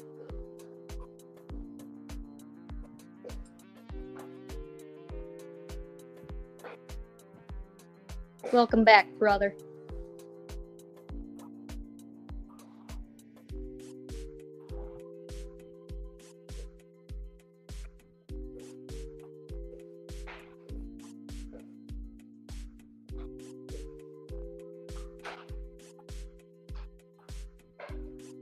Your phone okay, brother? Yeah, I'm good. You got me? Yeah. All right, there you go. Whew. Let me see what y'all talking about. Ain't talking about the trick plays. He's a snake. Man, Big Worm been going at it today, huh? I like his energy though, because he has passion. We all have passion for this, just like Ern. We kid with him and say that he's the rain cloud. He's not a rain cloud. He just has his opinion just like we do, Yep. I love Ern. Ern has a lot of great takes too. And he's my buddy. Yep. And I love him. I always got his back. He's a good dude. Oh yeah, Ern is the guy, man. I mean, the thing about Ern is that he's not just making shit up. He's coming with what he's reading and understanding. Like this, the players around the NFL have spoken, and he is the least liked coach in the NFL. You know, sometimes that could Yes. be a good thing. Sometimes that could be a bad thing. You know, and what it seems like, what he was trying to do was really push a system and push it and push it and keep going. You know, even past the realm where players were mixing in their family time, you know, their recreation time and stuff like that. You know, he said But you keep saying that, and you have links or DM me. Oh, okay, okay, but you know what though? Like, yeah, he had a hard time in Denver, right? But right, if you think about it, we all have that time to go ahead and change people's perspective on us. You know, like I could go ahead and I could have what a bunch of felonies right, and that stuff does not define who I am as a person. You have to go ahead and change that perspective on people. And I think, right. yes, he will end up doing that in some way or somehow. He will do it. But you know what? Oh I'm yeah, I not think going to so. change Ern's opinion. If he thinks he's a snake, he's a snake. You know, it's up to Josh McDaniels to change his opinion. Yeah, I mean, it goes to show how we were doing business before and how we're doing business now. Like, we don't even know what their contract is, you know, how the length of their contract. So we can't judge them off of his performance in year 1 of 10 or 1 of 6 or, you know, 1 of 3 because we don't know. So I mean, that just goes to show, for one, they move differently. They move differently than what we're used to. With when it comes to coaching, you know, when it comes to regime, and they don't want people in their personal business as to how much. We don't even know how much these motherfuckers get paid. You know, he may be getting a percentage of each ticket sale. Who knows? You know what I'm saying? We don't know what type of negotiation they worked out. So the way that they're moved would be predicated upon that. So before I call him a snake, I will say that just looking at that move and how we don't even know what the agreement is, who's making the real decision behind it, goes to show how him and Ziegler both navigate across the NFL world. They don't want people in their business. They don't want the public, the media. They didn't leak that out. And I'm pretty sure that the media knows how long the plan is, because if you listen to some of the Raider radio stations, like JT the Brick, he claims to know, I know the Raiders' plan, you know, and I know the Raiders' script that they're planning out, and so these guys know that, and they never once leaked how much, you know, these two guys are getting paid, the duration of their shit too. So they're getting the media to be in their favor. They're putting out stuff. Sometimes it's just smoke and mirrors, like a smear campaign on players or on, you know, whatever. And just like we saw at the Waller situation, he said, "Hey, Waller's our guy. You know, I fuck with Waller. That's my dude." And then he leaks out, and this is a guy that doesn't even talk about how much he gets paid. How much he gets paid to the media. Anybody could ask him, "Hey man, how long are you going to be the Raiders coach?" And he'll say, "Hey, I got a 5-year contract." That's standard language, you know, because Gruden would talk about it in every press conference. "Hey, I got, you know, this is year 3 out of 10, guys. You know, we're still working on it, you know." But this is the Josh McDaniels that said that we don't even know how much he's getting paid in his duration, but he's over talking to the media, and he's giving information about his player, who he knows is the introvert. He wasn't invited to the wedding, or maybe he was. He knew about it, and he leaked that to the press, and that got out. So, I mean, actions speak louder than words. And from what I'm seeing, I'm not calling this man a snake whatsoever, because those are hard words that you can't really back down from. Once you call somebody a snake, you know, you gotta see what they're doing. You know what I'm saying? And Yes. I look at it just from his actions, and I'm like, okay, we see you, McDaniels. You know, you're leaking information about your players and about them getting married, knowing that that's going to piss them off to the point to where, his wife, his newlywed wife, takes her time out from being a newlywed and has to, talk shit about the coach because she's feeling like she got to defend herself in the public because she's embarrassed that her newlywed husband that was supposed to be, a big star in Vegas got traded, So I just think that I'm going to wait and see. I like McDaniels. I trust, what I trust more is Mark Davis and what the consultation of the regime told him about this dude. And then from there, then I'm going to go full tilt on whoever consulted Mark Davis to hire this guy. And they just made a mistake. We live and we learn. But I'm watching him and I'm seeing what he's doing in that aspect and watching what he's doing with JJ.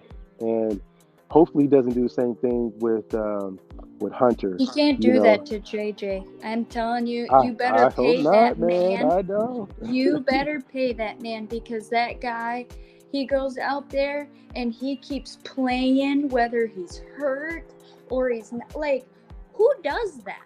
You got, like, that man was number 1 in the running back category, and you are not going to go pay him? I mean, go do that right now. Ziegler and Josh, that's the problem. If you're listening to this, you better pay that man. That's what I'm saying. It's like, you look at what Josh Jacobs has brought to us over the years. Have a good day, Worm. Worm's out for sure. Hey, take care, Worm. Have a blessed day, brother. Tap in with us, and we're gonna get you on the show for sure. We're serious about that. Yes. But yeah, I mean, you look at what happened with JJ. Even like when they interviewed Josh, and they're like, "Yo, man, what was about that preseason shit?" And you see in his face, he was mad as fuck about that. He was like, "I don't know." And if there's one Raider player that I resonate with and I really fuck with, it's Josh Jacobs, because he gonna give you what's the real scoop about something, whatever it is. He gonna tell you, and you can tell from his either lack of answering or just being real about the situation. And it didn't seem like he was rocking with Josh McDaniels, and he's trying his best to be the politician behind it. But you can tell that he went from playing all these extra snaps in the preseason to at the end of the season, he was a team captain to start the season the end of the season last year, and then they stripped that from him. So it shows right there, the regime that came in and the players that they brought in, either that was a team vote. So if it was a team vote and everyone voted him as the captain last season, then why didn't he get voted as a captain the next season? So it could have been the regime that was picking that, and then they finally gave him the C back. I was so happy when he got his C patch back in the close to the end of the season. So that right there is showing me something is going on between him and McDaniels. Something obviously is going on between Carr and McDaniels. But I understand too that it's a regime change, and it's going to be some of that going on too. I just don't like the way they're doing that to my boys. Carr, I was indifferent about. He could have had a better season and it would have made his case a little better. But JJ, nah, man, don't be fucking with my boy, man. Yeah, I really I don't like talking about Carr, but I know it. I was really happy with him. And then, because he is a really good person outside of football. I really like his attitude and the way he carries himself. But when you go ahead and, you're doing 9 years of the same thing. I mean, yeah, he had a couple of years that was good. But my thing is, they shouldn't have got rid of the guy, the offensive coordinator, that in 2016, when he did phenomenal and then broke his leg. You shouldn't have got rid of that guy. You should have kept him. He would have continued to get better and better and better and better. And I even believe getting rid of Jack Del Rio was a big mistake too, because I think they did really good together. They worked phenomenal. We beat Kansas City that year. I was thinking we was gonna beat Kansas City this last year too. We Giannis almost is did looking good. Yep. in their own stadium. And Yep. I really get that's one team that I cannot stand at all. I don't like the fan base. I think the fan base is just whack. Yep. I call it period blood kingdom. It might Hey. sound nasty, but it is disgusting because that Hey. team fan It's base better. is disgusting. It's better that it came from you than me, Holly. So yeah, that's I'm glad that you said it. It's gross. They're gross. Like watching them fans talk crap to our players, and like you cannot sit here and say that Raider Nation is the worst fan base. We're not.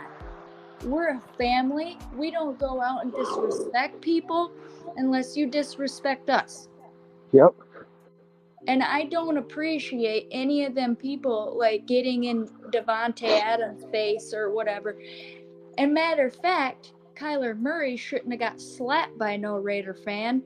It should have been Patrick Mahomes or Kelsey. That stupid Kelsey, that shit was man. great, though. I can't stand him. Shout out to Michael G, Mr. Grill Master. Yep. He grilling today? I hope so. He owes me a steak. There you go. Just kidding, Michael. Yeah, I'm gonna knock out these last 5 pull-ups, do some push-ups, and then figure out what I'm gonna eat for the day. I had Popeyes yesterday. That shit was amazing. That's funny because I had KFC. Yeah, you can't go wrong with fried chicken on Fridays. Oh yeah, or Yeah, fish. I like fish. Happy Easter, Yep, everyone. Whoever Oh yeah, that's right. celebrating it. That's right. Yeah, Easter is upon us. That's right. JT's gotta hide the eggs. Oh my God, JT gotta hide everything. The eggs, the mac and cheese, the ricotta. He was putting in work though. But yeah, I forget what time I think the UFC fight started at 7. There's boxing today, and then there's Ben. There's some more. Yeah, Ben tonight. Yeah, Black Saturday. Yeah, Are you going on Black Saturday? I usually like to watch Black Saturday. I usually don't join Black Saturday too much. It gets too intense for my my chakras at the end of the day. So I like to watch me up. I like to watch and Ben listen. is so funny though. He just sits there and relaxes, and he just has himself a good time. I love it, man. I love it. It gets better when we get the whole group together and everybody starts talking. I love A-Bomb. I really do, man. I appreciate him. Me too. He's my favorite 49er fan. There's not many 49er fans that I can even say that I like or get along with. At least he's true to himself. But exactly. Man, I do not like the Niner fans. They are some. Whew, They're pride-wearing peeps. That's what I call them. They're a lot of things. That's what I call them. Picnic goers. Right? Wow. One more. Oh, man. Oh, Terrence has got his podcast. Oh, yeah. Terrence had a good one. His, I think it was episode 40. He was going the fuck off. That shit was great. I try to remember to shout him out, too, because he's another good guy.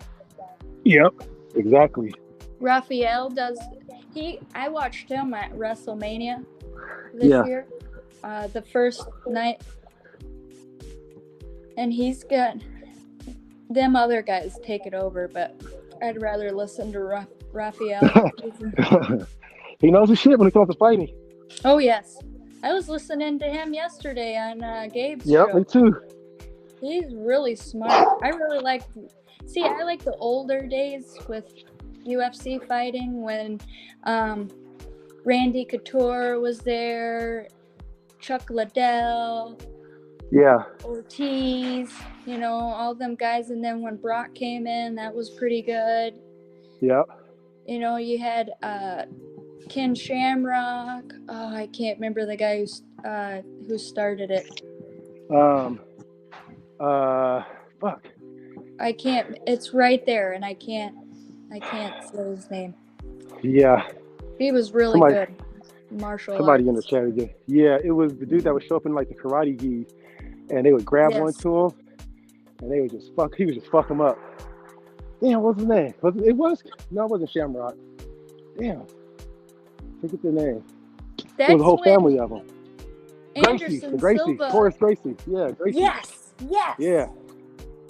That's when Anderson Silva became so undefeated. That dude was phenomenal. I loved him. Yeah, Gracie was the And shit. then he just like, you know, when you get a big head, you think you're gonna be like still the top dog, and then they ended up, you know, you can't do that. Nah, they You're can't. You're not John Bones Jones. John is my guy. That's my I favorite love fighter that of all time. guy. I was screaming here when he won. I was like, yes! My homeboy was he bet against him. He was like, nah, Jones is about to get beat. He's like, this dude he's facing is a giant. There's no way. I'm like, nah, Jones got this. I'll never bet against John. He's like, bro, he gained 50 pounds to move up and fight this guy. I'm like, I don't give a fuck. I was like, Jones is gonna beat this dude. I don't care what size, what weight class, whatever. He's gonna show up and he's gonna get that dub. For damn sure, he'll beat. I think the only person I think he can't beat is Ngannou. That's kind of scary because Ngannou is built different. I wanted him to face Brock Lesnar. Ooh, that would have been crazy. If he I fought. thought they were going to. Then it didn't They happen. was going to back in the day, and I think something happened with his piss, his piss test. He's an overcomer. Yeah, he is. Hey, Room. Yep. What's up, Room? Salute, G.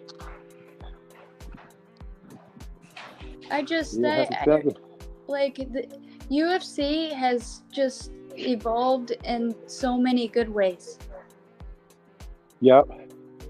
Well, and, now we got the what you call it though. We got the what's up 3-time?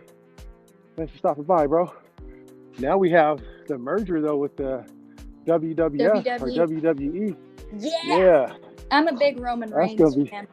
I have his action figure when he was all by himself after the Shield. I like his story.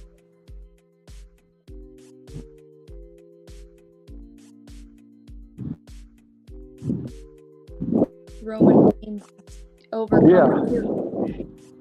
What? Yeah.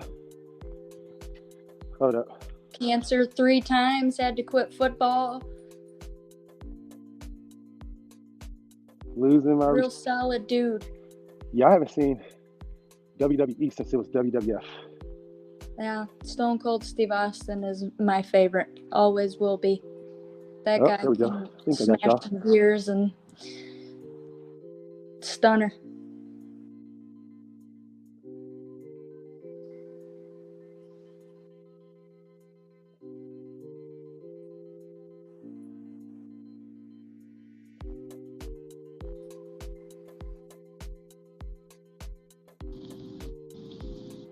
Hey, lost y'all. Sorry.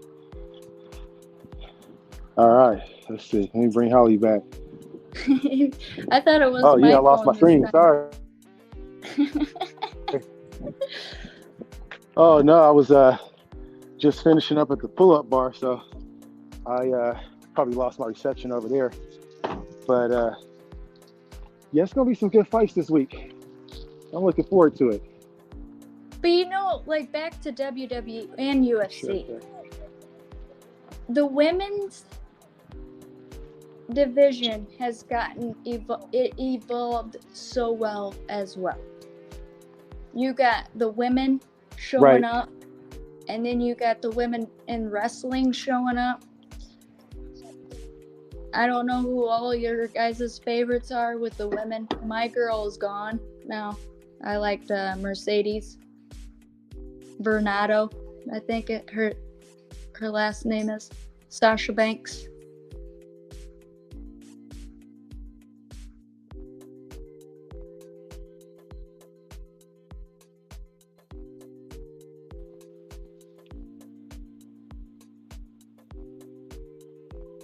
Hold up.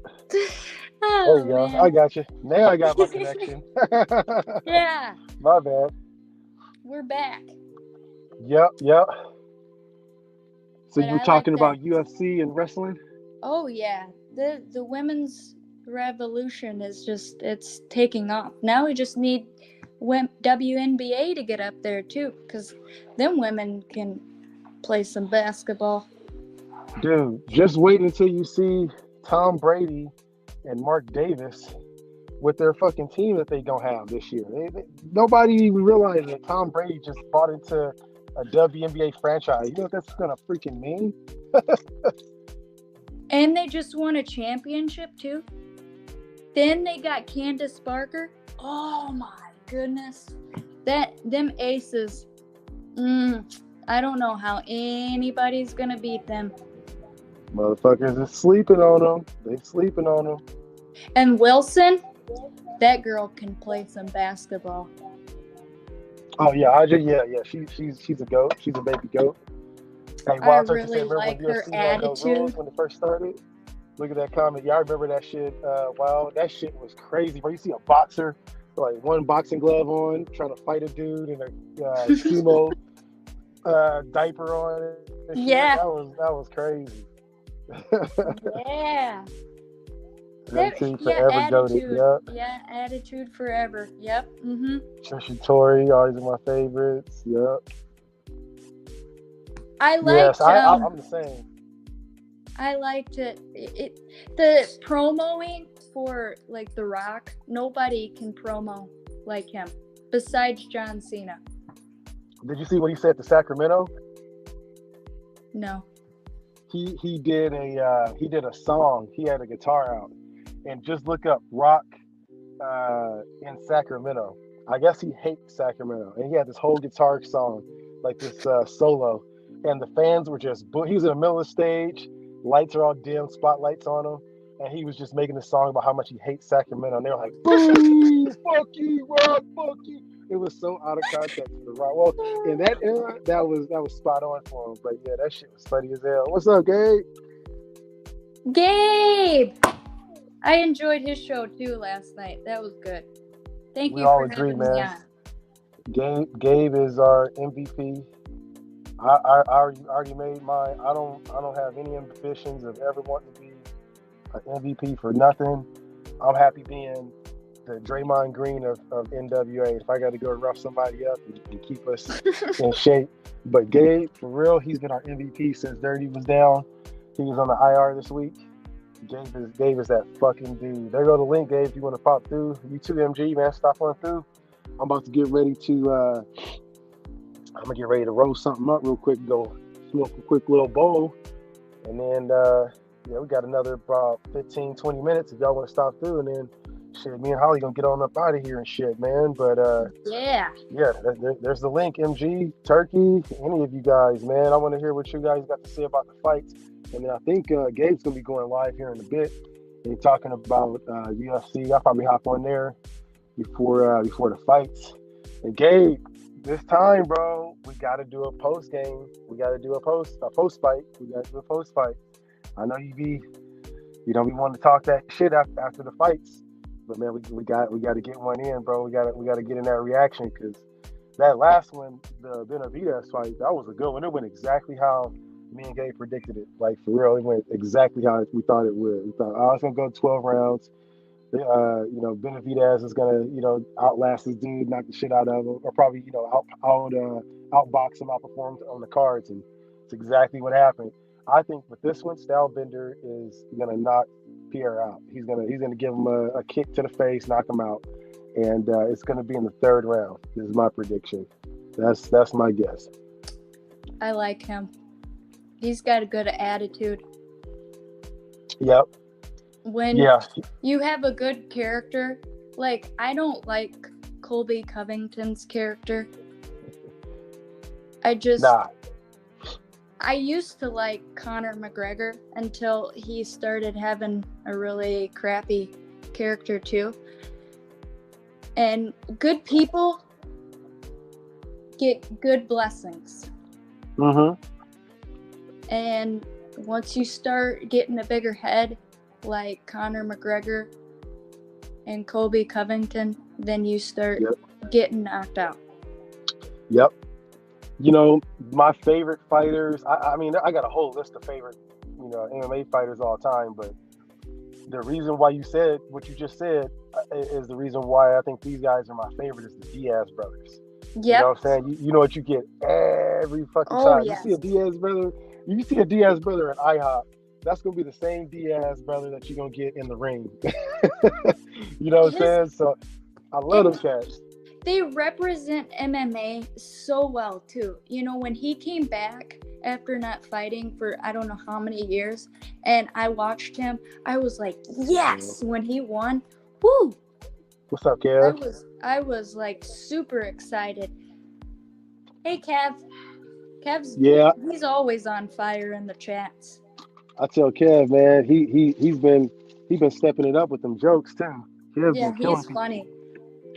Him, Soul, Michael, they always get me laughing, especially Michael. Michael gets me going. Hey, you want to hear something funny? Is I got homies that I'll let them watch the show. Like later on, I'll cut it on. They go, hey, who is the Mexican homie with the bald head? I'm like, oh, that's MG. And I've given MG like 6-7 jobs to people. I'm like, oh yeah, that's my homie MG. He's out in Colorado, whatever. I was like, yeah, man, he's a surgeon, or he's a lawyer, or he's a structural engineer. They like, word? I'm like, yeah, man, yeah, he about to get back to work here in a minute. And MG he's like, hey, I gotta go. Work is calling. And I'm like, see? I'm telling you, man. I was like, he probably got called in for a surgery, so he probably had to do open heart surgery. I'm like, word? I'm like, yeah, man, he's busy, bro. I'm like, MG he's a surgeon. He's an orthopedic. He takes care of them lot lizards. Yeah. Yeah, that's what he really be doing. Yep. He's grill master. Yep. George the Animal Steel, greatest wrestler. Yeah, he was dope. I like Chuck Liddell, and I liked Pharaoh. What's up, Pharaoh? Cheers to you, bro. Health is wealth. That is the truth, bro. Man, if you missed it, first off, Pharaoh, you gotta knock out 25 for the nation, bro. It's not for me. I'm just a collector of these push-ups for the nation. Mm-hmm. So if you late, bro, you gotta do 25 push-ups. You can do dips, you can do squats, whatever floats your boat. You just gotta do 25 of them things. It could be, some finger lifts. It don't matter what it be, but you gotta do 25 of them, man. But I'm glad you stopped by. I got a lineup for the show. Oh yeah? Yeah, who's on your list? Let's hear it. The first one, I really want Ben. He said yes. Then right. Then Dirty. Then we gotta have Michael. And then you gotta have Worm, Ern, Pharaoh, and Raider Ray if he'd do it because he is so smart. That guy, if you listen to his takes, he's so smart. We gotta have Raphael on there too. That's just the beginners lineup. Okay, I like that. Gotta have Dirty. Gotta have OG Jack Daniels. He's got really good takes. If Captain Jack could come on. So I think what we do is no interruptions. They'll just have their time to talk. We don't bring on any extra guests to debate with them, to argue with them. Mm-mm. They just get their stance. We don't argue with them. We just let them get it out. I think that'll be dope as fuck. Because I'm looking back on that Raider challenge, and I know everybody had at least good intentions when they were trying to do it, and the goal was to get people to understand where they're coming from as content creators, as Raider fans, let them know that they're real people without exposing like what they really do, so they can get stalked or no shit like that. You got to take that into consideration. But yeah, like I think that that challenge brought something out, like an opportunity for someone like yourself and I to be able to say, all right, let's talk to these people, you know what I'm saying, and let's see what yeah, I like that. I like that Raider Room of Football cipher. Yeah, that's dope. That's dope. Got to get room on Um, there too. Like oh, a lot of absolutely, these man. guys is like really smart with the stuff. Perez, like he's so smart in the back, like Yep. doing all these intros. By the way, he is doing my intro. Hey, you lucked up because I asked him to do my intro a couple weeks ago. He ain't got me no intro yet, so I see where it's at. It's all good. I'm gonna wait on my intro. I don't need no intro to do pull ups and work out. That's cool. That's cool. But no, for real though, he's good. I also think that what we should do is bring in people in the nation, like, you talk about Critique, who I'm not giving no information out that people don't know about. He has a pool cleaning business. Yep. So maybe like people that do screen printing or graphic arts, or people like Prez that does every damn thing under the sun. Lowe's working on his degree, so bring on people as Oh to yeah, like, you can't forget about Lowe. yeah, and I mean, bring on people like that. That's like, I need to get a graphic designer today, or I need someone to clean my pool, or I need somebody to, fix my roof, or to do whatever it may be. And we'll be able to bring out that side of the nation too, the business side. So you can call on your brother or sister in the nation, and they ain't gonna fuck you over on something, because we all in a tight community. Yeah, Yep. that'd be dope. I agree, because like when Worm said that we are a family, we are a family. Mm-hmm. Like, yeah, we all support one another. We're like Pharaoh, or not Pharaoh. Sorry, Pharaoh. Like Pyro, when he with his family, we're here for him. I pray for him every single day. I pray for every single one of y'all. Mm-hmm. Same. Because I want all my family members in the nation to be blessed and get what they need in life. Yeah. No fan base is like us, ever. No. We might go against one another, but no other fan base can come after us. Nah, I mean, even there's a lot of animosity towards everybody in the nation, on certain aspects in their personal lives, on how, people could say something different, do something different. And for me, like I said, there's like 2 or 3 things that I just won't put up with if you wearing Raider colors. Like I said, if you beating your wife, your old lady, Yep. you beating your kids, or if you're a racist, you know what I'm saying? Yep. You just out here just deliberately, you know what I'm saying? Hey, I love the Raiders, and I'm going to this Klan meeting over here. Like, man, fuck you, man, get the fuck out my face, right? You know what I'm saying? But that's where my loyalty stands when it comes to that. Is there's not many things that come in front of the nation that would offend me, that would make me stop and not help for a fellow Raider fan, no matter what. I mean, in real talk, if I saw Docs and Hammer on the side of the road, even knowing the stuff that, our animosities towards them just as content creators, I would stop and help those brothers. You know what I'm saying? Just for being a Raider fan. Just me personally, I would. Just from me being who I am, I can be able to put my animosity and hatred aside for people, as long as they ain't beating on nobody's kids, nobody's wives, and saying nothing crazy to me.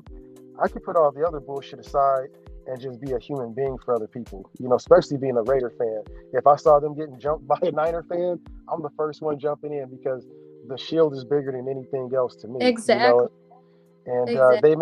they may not be my close family, but it's the same thing. Like, everybody got a cousin that you know what I mean, that we don't get Yep. along with, we don't fuck around with, and then if your family, your kinfolk getting jumped, like, hey man, no, that's my cousin at the end of the day, though. You know what I'm saying? That's my blood. So I'm not saying they're our blood family, but I would have a special place in my heart for anybody wearing Raider colors. If I saw them in a dire need or needed that support, all bets are off, all beefs are off. I'm putting that to the side, and we got to take care of whatever we got to do. Raider room, I like. What you say? I would help Doc. Right. After I help him, I'd spit in his face. Yeah. I would take him. Real talk. What I would do. I'm the type of person like this. If I saw something like that, I'm jumping in. I'm beating the fuck out some Niner fans. I'm dusting them up. You all right, bro? Hey man, let's go get a burger real quick. And I'm gonna take him, go get a hamburger. We gonna talk. And if he want to be cool after that, I'm like, this is my problem. This is my beef. Like it or leave it. And if people don't like that opinion, if I help you out or you help me out and you share your opinion with me and I don't like it after that or they don't like it, then hey, I'll see you on the other end of that. It's cool. But at least if anything, I give people that opportunity. I have that place in my heart to where it's not that soiled to hatred that I couldn't put that past me. But I like that Raider Room. You said give me some CT Fletcher. Yeah, that's a bro. See, that's why you fuck with you, Raider Room. I love your brain, bro. I love your brain. Smoke that weed because you got some good ideas. Hey, y'all, pay attention right here. Gabe said at 2:00. He said he's about to roll up some fire. Y'all better be there. At 2 p.m. Yep, Pacific Standard Time. He's gonna be giving a breakdown. Or you have to take a shot of pee. And you got to do 25 push-ups while you're doing it with the shot of pee. Mm-hmm. Yep. And he said he's gonna have the co-main event on the UFC 287. Okay. Final breakdown, final predictions. Okay, so yeah, we gotta tune in at Gabe's channel. We got about 2 hours or so, 3 hours. Get some food, smoke some weed, drink some water, take a shower, hydrate, get ready for the fights. Get your food in your system, order some stuff. Dirty, what's up, man? What's happening? Dirty, that's the OG right there. And look what he says to you. He says, "Yo, I'm gonna say it in Dirty's voice as best as I can. Yo, Holly." Yo, Holly, it's an honor to see you on screen. Not just in the chat. Love you, sis. I was so upset when his channel got banned. I was like, that is one cool dude that didn't deserve any of that. And he's such an honest man. He's got so much integrity and he's got so much smartness when it comes to the football side. Well, he's smart in any kind of sport if you listen to him. He's so awesome. Dirty's one of my best friends. Cool dude. He's right there with Ben in my eyes. Like, I have a lot of respect for that guy. And the thing about Dirty, me and him share a lot of views about just life in general, about being a parent. A good father, husband, mentor, all of that stuff, and me and him will have these conversations. Like, me and him talked behind the scenes for like damn near 3 hours last night. Like, we got off of watching Bentham show, and immediately he's like, hey, I'm gonna call you, Kush. He called me 2 seconds after the show was over, and we talked for a couple hours, and just sometimes it's just good for fellowship. And Dirty's the type of person, he's like me, where I live at, there's not a lot of Raider fans, not a lot of people that really understand where I came from or where I grew up, my background, or any of that shit. So Dirty's like my brother for real. Like, me and him, we'll share some ideas, and one idea sparked another one, and then we're just like bam, bam, bam. Oh, we should do this, we should do that. So I like him because of the fellowship, and then I also appreciate him because iron sharpens iron. Once we start talking, like we start sharing the same brain, and we're like, oh, bro, okay, I see what you're talking about right here. And all it is just patience. What I've learned over the years is when you communicate with people, you just got to give them patience because some people don't understand you, or they want to be understood, and sometimes it takes patience for you to be able to give that person their opportunity to talk and get it out. Dirty will give the people opportunities to talk and get it out. Other people don't give Dirty that opportunity. And I think that's where, we have our conversations and we're like, man, it's always lovely to have those deep talks. Gravy. There's the gravy train. What's up, man? Hey, I got to get some of his beard oil. I'm really going to get some of that. I got to make my orders and pay my bills today. So I'm gonna make that a thing. Yeah. I always go choo choo. Yep. The gravy train. Yep. But yeah, I'm Black MG. Dirty and Ben are one of the realest guys out there, and they don't sugarcoat anything. And they are who they are. JB. Yep. T, what's up, man? There's the late, bro. Father. I was gonna hit the sled for you, T, but you late, bro. You owe me 25. You owe the nation 25. I'm just the collector of the push-ups, but you owe 25. OJ, what's going on, brother? Good to see Omar. you, man. Yep, that's the guy right there, Omar, man. He has a fitness channel, and Oh, it's really? really good. I got to get OJ on the show one day, man. So when OJ talks, he's talking from a personal trainer's point of view. Like he has a whole army of just yoked up, just former dad bod cats that's just looking like the Hulk now across the country. So hey, drop your link, OJ, when you get a chance, bro, for your IG. Where to find you, man? Because we need to get everybody on your channel too. OJ puts in that work. When he's late, he sends me a video of him doing the push-ups and one for the nation every time. So yeah, if you guys aren't onto OJ's channel, I forget what the whole name of his channel on IG is, but it's dope. It's really good. MVP's not here, Mr. Who's that? Jesse. Oh yeah, Jesse. It's his son's B-day today. So shout out to NorCal. Yeah. Man. Yeah. Jesse, He's, the MVP. Happy birthday to your son. yeah. I hope you have a great day with him.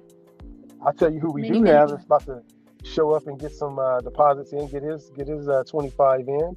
Is our good brother JT showing off that ball fade. JT.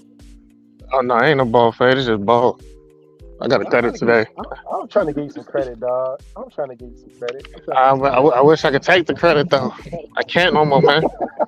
I wish I could take it. And following JT, right at Good Time Work, also owes some deposit. Is El Capitan. Stone Cold Hey. Stunner him. You guys hear me? Was good. Was good. Oh, yes. How many miles you in, JT? Doing good. What you I'm in my first. Oh, I'm sorry. I'm in my first mile right here. Hold on. JT, bro, you be out there for real. How you bro. doing? You be doing like 6-7 miles with them damn dogs, man. What you feed them dogs? I just,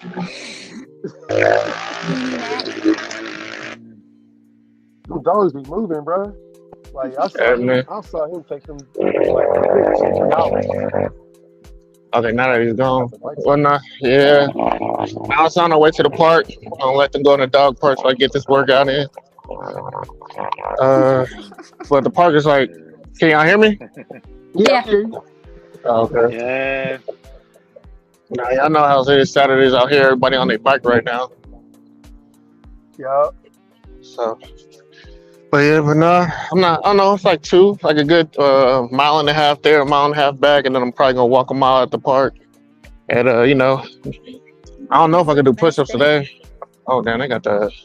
Yeah, take the break off today, bro. It's better if we take the weekend off on the push-ups. You gonna be sore. Oh, no, I'm still get gotta get at least 50. At least 50. Michael. You see, he's getting you already, bro. JT dropped. Dogs eat the bird food. He said your dogs eat that bird food, bro. We still, hey, we still healthier than you though. You know what I'm saying? They eat that good. Yeah, we eating them good fish sticks and French fries, right? You know what I'm saying? Hey, Cool. food is food. You gotta consume. Right, that's what supposedly right. Fish sticks and whatever they said it was. They said Always French picking sticks on you, and French JT. fries. Fish sticks and French fries. Best damn fish sticks and French fries ever. Hey, bro, I tell you what, man. Hey, once you start popping in with that summer body, when it starts coming out, they gonna be like, oh, what was that you was eating? Hold on, wait a minute. What was Fish sticks and Oh. French fries. That's what I'm gonna say. Fish sticks. Hey, how you see it? Keep that same energy. Keep that I'm same saying. energy. Cause I'm gonna run into y'all. Yep. Alfredo, what's up, bro? Alfredo. Papa, Hey, what's up with Alfredo. you, man? Oh, you we're got going to going the on? park. What you got going Yeah, on doing today? Charlotte, good, come on, doing man. good. Yeah, because we right gonna now understand. in Charlotte they had changed the weather. One day is sunny and the other day is really rainy. Come out to AZ, baby. You get this every day. Yeah, but There Get it this is. sometimes every it's day. What is it today? Is it raining or is it Oh hot? my god. You probably got hail and snow out there today. Alfred. Oh. Hey, Alfredo. It's a perfect ratio of protein, carbs, and fats. Love me some fish sticks. Yeah. Yes, sir. They change like every day. Yeah, they change every day. Yes. Damn. Man, I tell you what, Yep. it changes every hour out here. It's raining. It rained this morning. I think we got a little bit of sunlight. Now it look like Uh-huh. it might pop out, get some sunlight. But it could snow too. You never know. Sure, where you at? Yeah. What, Pacific Northwest? Yeah. Oh, you must be in Yeah. Portland. Yeah. I'm in Washington. Even It's worse. crazy up here. Yeah, right? I went up there. It rained every day They in the say, summer until the day I left. Really? It rained every day in the summer to the day I left. Damn. That happens. That it will I do said, that man, shit. It's almost like the Bay. It's the Bay. It's the Bay times 10. you say, how the fuck yeah. you can change the weather? Yeah. Yeah, you got one of the rain man. Cracks kings. me up. Man, I'm so mad. I can't even go Oh, out. I can't even go out and join the Magnificent's fight gonna today. be great. You can't join the fight today? I can't go nowhere because they didn't send my results back. Oh, that's right. That's right. That's right. Yeah. Oh man, oh Mar. So I'm out. You know, I'm gonna stream it for free probably. Yeah, man. When you find out the damn results, the longest I ever seen. Oh, They the said other ones came back inconclusive, huh? the other one came back invalid, and this one they said it's gonna take 24 to 48. But my test was in like the late afternoon, Yeah. so that I didn't get it on Friday. And I was like, well, I didn't get it. Yeah, I didn't get it Thursday or Friday, so I'm about to call them once I'm done working out here. But hopefully they're open on the weekends. You feel symptomatic? No, I still got my taste buds, can still smell. Like the only thing is like, you know, you wake up in the morning, you know, you have like that morning breath, but that's about it. Everybody worried. They're like, test for what? For being that motherfucker, for being him. You waiting for the Yeah. test, for the vid test. You can only imagine what Michael's gonna say. Oh yeah. You already know. I don't know. Them thumbs is What going is it? crazy right now. He getting ready. He getting ready to say some shit. You already know. Now that's crazy though. Is how like you can just go without having any symptoms, and then you can be Yeah. sick as fuck. You go take the test, and then it's like, no, you ain't got it. You're like, are you sure? Like, retest that shit, because I feel like dog shit. And I I know. remember one time I swore up and down I had it, and they were like, nah, you good. You ain't got the COVID. Go sit your ass at home. You ain't got COVID, but you got SARS. For real. There's so much shit that goes out right now. Yeah, the other stuff. It's like people forget. It's like people forget. Like all that is still out there though. All You know, of it's that like still out there. because the what was it back in the like yellow fever, SARS, chicken pox, bird flu. Yeah. I'm like, yo, it's Yeah. like once it ran its course, everyone forgets about it. And it's like, yo, it's still there. There's another one going around the Pacific Northwest that's like a stomach virus, and I guess it kicks you off for Yeah. like 2 weeks. It's going around like crazy. Y'all can keep that. Yep. I don't know. I guess when it gets out to AZ, it just dies to the heat. Oh, That's yeah. that was the original rumors, you know what I'm saying? The heat was the big thing that was keeping people from catching it. And So then Miami proved that wrong. yeah, they started wilding the fuck out. They started wilding. I was like, oh, yo. Yeah. I forgot about that. They was going crazy. So who you got for the fights, Rafa? Concentrate again. Damn. I got Jorge Masvidal winning. You got who? I got got Jorge Masvidal? Masvidal winning. Yes. Okay. You got who winning? Masvidal? Oh, Masvidal's fighting today? Masvidal, Jorge Oh yeah, Masvidal. yeah. Masvidal fight today too. Who is Yeah. he Who you fighting? got? Burns. Oh, Gilbert Burns? Oh, Burns gonna put it on him. Mm-hmm. Hey, Burns is nice. I Yeah, got Masvidal too. Masvidal, I don't know, man. He ain't been taking it serious, and he don't got no wrestling. I mean, he might touch if he don't touch Burns early, then Burns is just gonna wrestle him to death. Yeah, man. Alfredo said he wanted Masvidal to win, but Burns, yeah, you're right. Yeah, Burns is a dog, bro. Last Right. fight. Yeah, and I got Stylebender against Vieira. Wait, is he fighting? Is it a rematch or you find somebody different? It's a rematch, bro. Oh yeah, then Another one. yeah. It is I a mean, I know he had the rematch, rematch clause. yes. Yeah, I knew he had the rematch clause, but I thought he might fight somebody else first. Nah, yeah, they going right back at it. They want that belt to go back to Yeah. Stylebender if possible. If not, I don't think just the end of the era, just the end of the trilogy. They ain't If he fighting no more. if he turns into that killer where he was like the mentality where he had against Yeah. Melendez, Yep. I think he walks through him.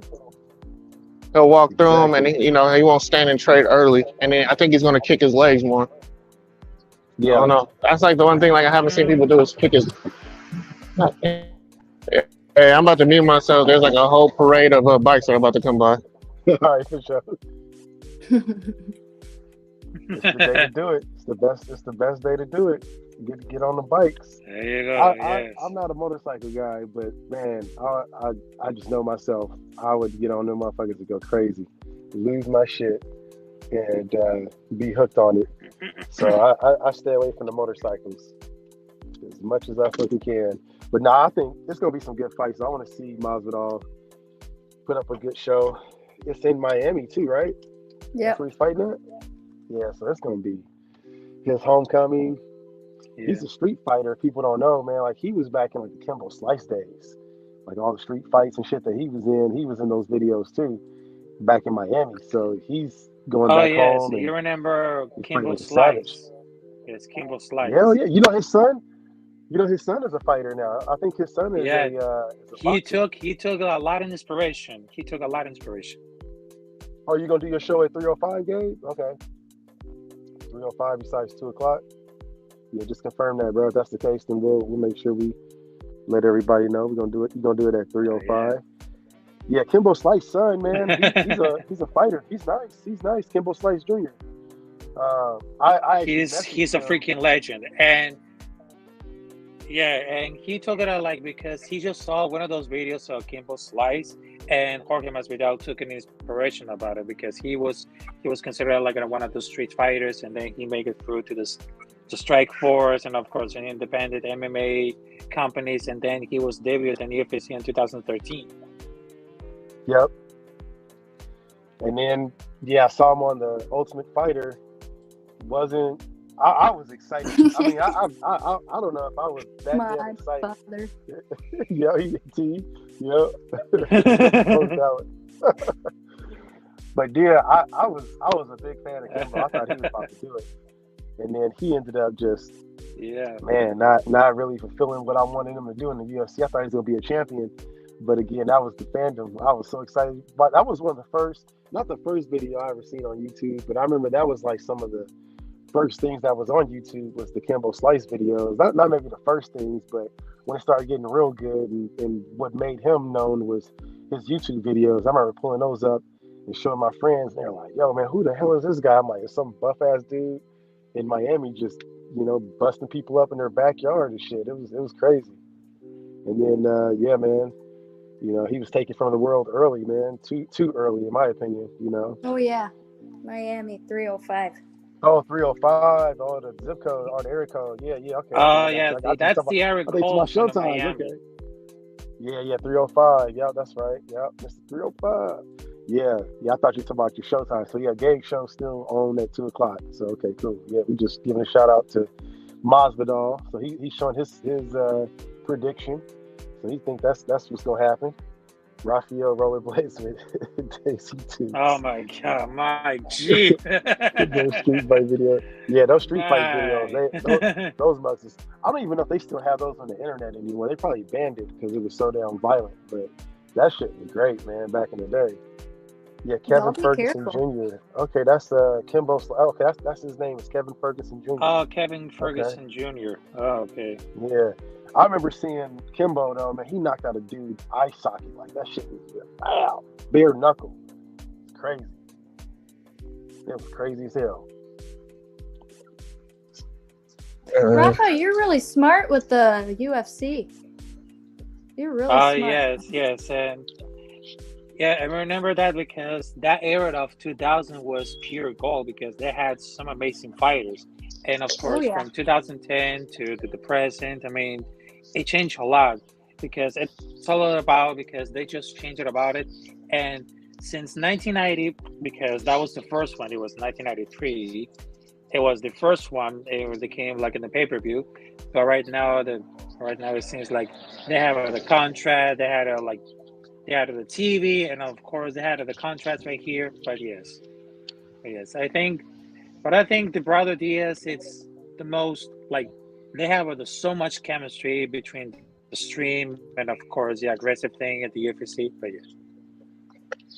Rafa, how the fuck did you get into liking? You don't have to answer the whole thing because that's going to be an interview question on Holly's show when she starts talking about this. I'm just going to be the dude in my box and talking about what? That's crazy. But bro, what the fuck got you into wrestling and UFC? What got you into that? Oh, for the information that I got from you have a WWE and UFC. You have a martial arts background too, don't you? Yeah. Okay. Yeah. Yeah, exactly. And of course I was practicing of the karate because I was a former karate do champion when I was a little kid, and I was practicing karate do like taekwondo since I was like 7 years old, and then I just started like building up, and I just figured it out that it really changed your mind, it really changed your life, and of course you had to fight for it, and yes, because it's not that time because first I was doing taekwondo and then I was doing like swimming lessons. Yes, I was doing between swim lessons and taekwondo. That's the most definitely part because they have it the same like in 5 days. And then I was starting picking out like in competitions, irrational competitions. What it's swim lessons, just like swimming. Don't get me wrong. But yes, I was practicing in regional championship. Of course, there was a national championship where I just earned the 3rd place in Kumite, and I just won 2 medals, one for silver in Kumite and one a gold medal in Qatar. That was in 2003. You said in a Kumite, yes. So just like fighting, and yes. He thinking of the one with John Claude Van Damme. That's why. That's what he's thinking of. Oh, it wasn't to the death. Yeah. I'm about to make sure we clarify that. You know how motherfuckers gonna be like, yo man, this nigga works Kumite, bro. It ain't those type of Kumite, bro. Well, I mean, it is. It's just that's what they call them. That's what they were called back, like from their discipline. Overseas, they call them the Kumites, and this came over here. But the movie just made it, exactly. Gave it its infamy. Look, blood sport. So you've been in some blood sport. No, I know about those, man. I got a background in martial arts since I was 4 years old. I was in all forms of martial arts, man, as a kid. Mom's was all about that shit. So yeah, man. And when blood sport came out and the Kumites, I was like, yo, I'm into this. Let's go.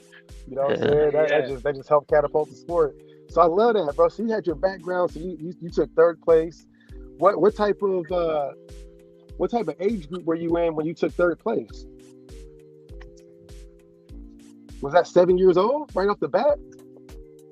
Yeah, that was 7 years old. But yeah, that was 7 years old. Yeah, and I was participating in national championship, regional championship. Yes.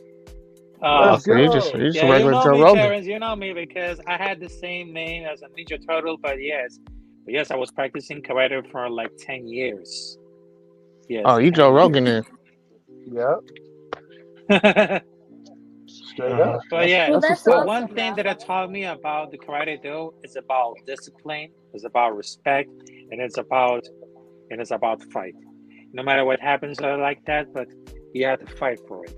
And of course, you had to teach it about the discipline, the hustle, the loyalty, and of course, the respect. Yes. Yep. Hey, somebody just came up with a new name for your podcast. The Rafa Experience. Alfredo. The Rafa Experience podcast. Hey, there you go. They said they need receipts, Rafa. Hey, I'm gonna show you. I'm gonna post to my Instagram, bro. So in my house, back in I need receipts, Rafa. In California, my hold on a minute. my mom used to she used to keep That's not like fun. all of my trophies from back in the day. She just came to my house and dropped off a whole bunch of shit, and I got this blown up picture. Hey JT, you'll appreciate this. You remember back in the day the barber shops you'd go to, and the barbers would have like a what you call it, like a Photoshop too. Like you could be able to develop like photos and make like T-shirts and hoodies and pictures. My Mhm. barber got me a gigantic size picture of me kicking back in the day. You know what I'm saying? And I'm gonna show a picture. I was a purple belt. I was like 7 years old, and it was a 7, 8, so around Oh there. yeah. Yeah, man, I love martial arts though. No, I was one of those white belt rookies. I just went to get the Yeah, belt. yeah. That's all Hey, I that's did. that's what's up too. I I went, did I that went, too. went in there. I saw everybody in there, and I was like, "Oh, this ain't what I thought it was." No, I'm cool. Oh man. It's not what I thought it was. I'm out of here. It's good. Got my white belt. I didn't even get the gi or anything. I didn't That's even say funny. that. That's funny as All I fuck, got Oh was bro. the my belt. god. I said, I'm No. out of here.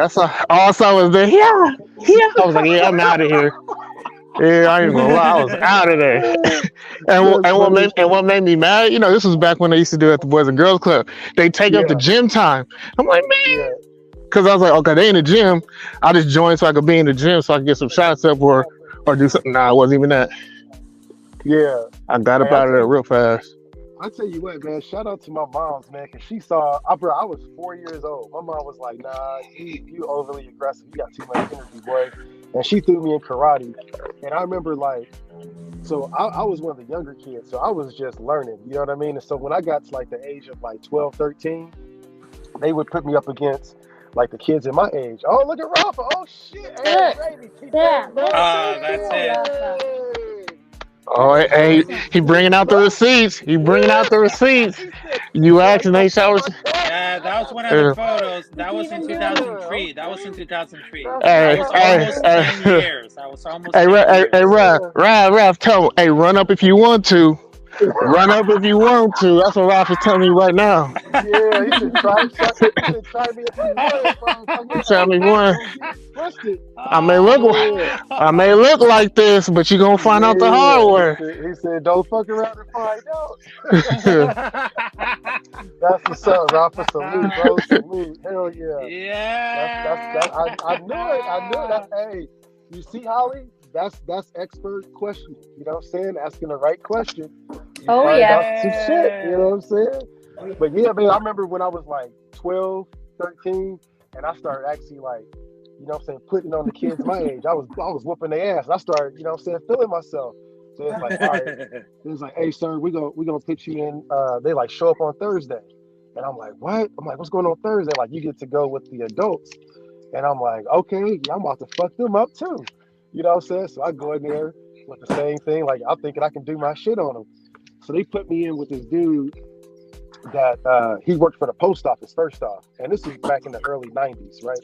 So I didn't realize how angry postal workers were. So this is a big black dude. His name was Mr. Green, and he was a brown belt. I'll never forget that. Mr. Green was a brown belt, and I was a purple belt. And Mr. Green showed up, bruh, and he just got off Yes, work with the post sir. Yes, office. And I sir. remember he had his little gym bag, and he had his post office outfit. He was yoked up, and he went to go change. He put on his gi, and they were like, "All right, hey, bro, you got to go and fight Mr. Green." I'm like, God damn, okay, I'm gonna fuck Mr. Green up. I go out there, bro. I think he thought he was white supremacy because I'm a 12, 13-year-old boy. And wrong. Mr. Green whooped my fucking ass. Whooped my natural black ass all across that damn dojo for like 2, 3 minutes. And I'm like, I'm looking at the instructors like, y'all gonna let this shit? They like, hey man, hey, you gotta learn, bro. There's balance to this shit. You know what I'm saying? There's different monsters in different levels that will fuck you up no matter where you think you tough at in life. You know, and you never know where they come from. So every time I go to the post office, I'm like, blessings, greetings.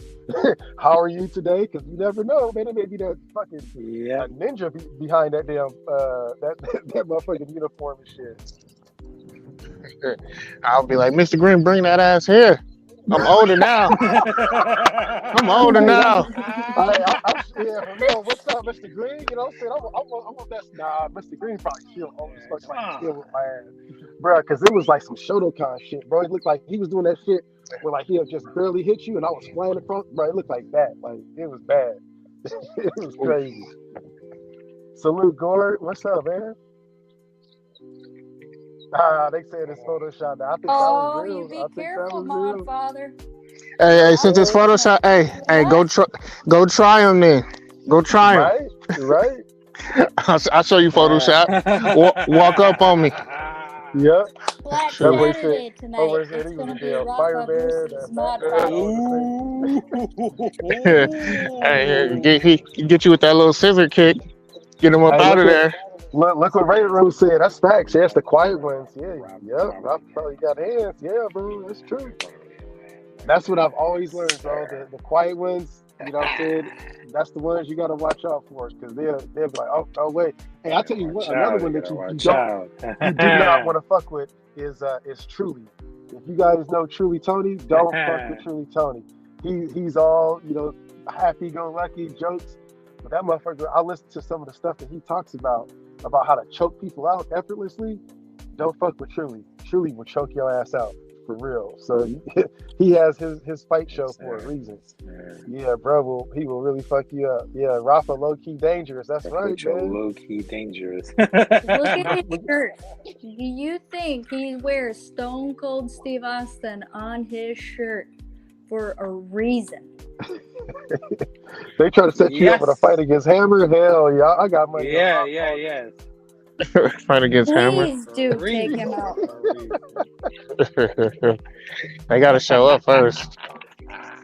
He said, "You the man, Robert." They're chickens. I wish they would show up on Black Saturday. That would be freaking awesome. They wouldn't survive. Hey, I don't know. Exactly. I'll be honest, shit. I barely survive. I don't even survive over there. To be honest with you, that's too much You for know me. what I'm saying? Yeah, Gang said he wrestled and boxed. Always wanted to join jiu-jitsu. I used to box too, bro. That's where I really got my foundation. Like as soon as I remember my first memories, like 3-4 years old, I still have boxing gear at my mom's house, man. Like that's what I learned. I had to learn hands first, and then after that, she was like, "All right, we're gonna put you in karate."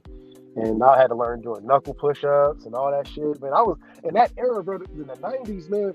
Hey, hey, JT, you remember, it was all action-packed. Action movies ruled the 80s and 90s. So we always trying to be, you know what I'm saying, Jean-Claude Van Damme and G.I. Joe and all that shit, bro. It was Bruce Lee. Bruce Lee, yeah, all of that shit was there, man. It was dope. But yeah, Gabe said he was wrestling, boxing. He always wanted to do it. Yeah. Ben said he's still alive and getting his yard ready. He's gonna be doing a Black Saturday tonight. Okay, but I'll be busy coloring eggs. Okay, that's what's up.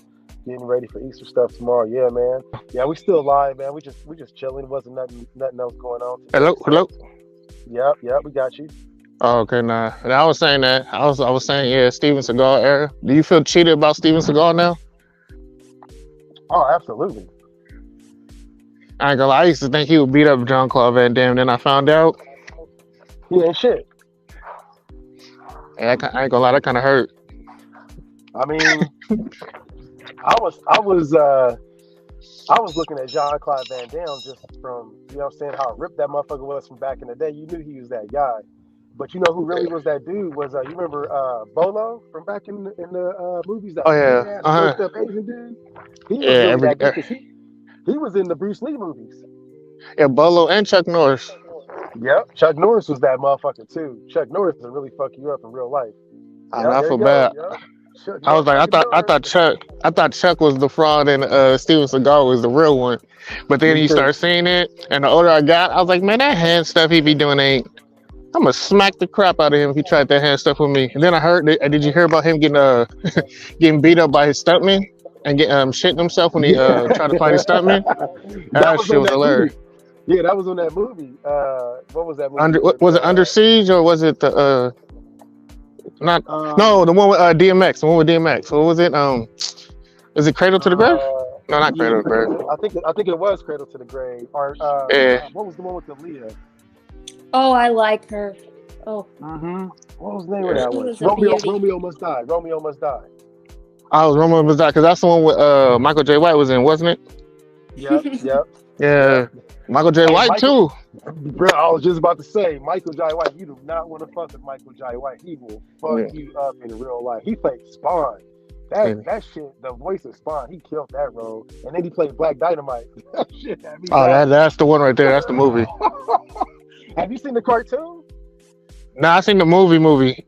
Dog, Anaconda malt liquor.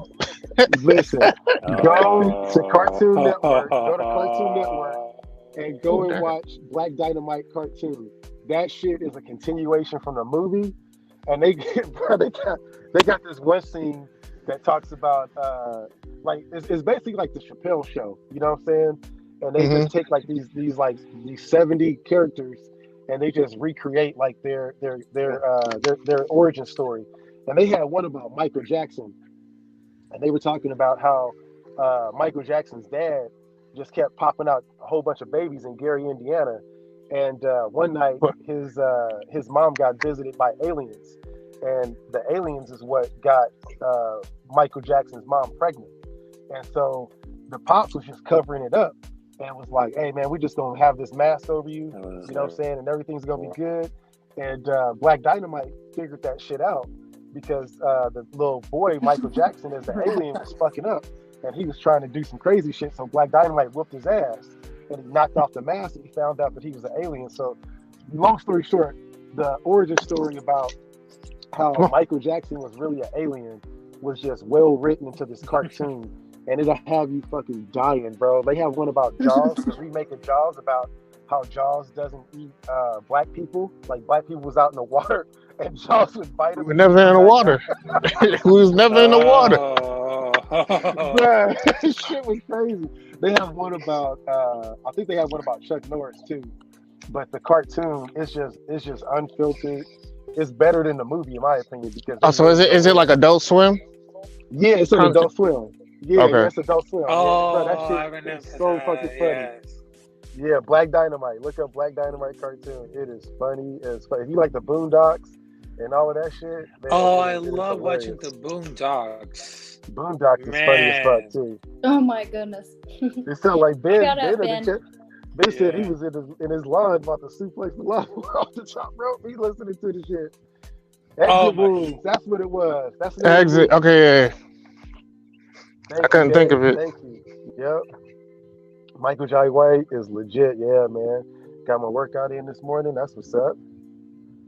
Jackie Chan. Yeah. Hey. Yeah. We can't not talk about Jackie Chan. He was the stunt man for all of that shit. Yeah, he is the guy. Oh man, yeah. Jackie, Jet Li. Who played who's the guy who played Ip Man? Oh yeah. And the actual Ip Man too. The dude that trained Bruce Lee. That shit was amazing. I don't know who played him, but yeah, Hmm. that guy was the GOAT too. There's some good ass. If you go back and look at the history of just action films, there's some legit motherfuckers that was out there that was behind the scenes on all that shit too. I didn't know that the dude from the movie, the black dude, was like actually someone in real life Oh. that actually took over for him and actually was the one who was teaching all that. Oh, for real? Yeah, like that black dude in the Oh, movie. on the Ip Man. Oh, for real? No, in the Bruce Lee movie, he was teaching like a black dude.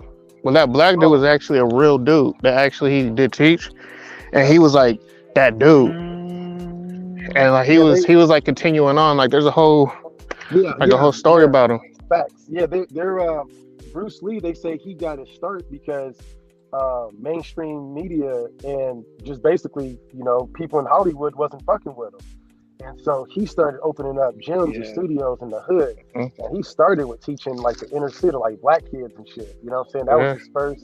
That was his first instructors that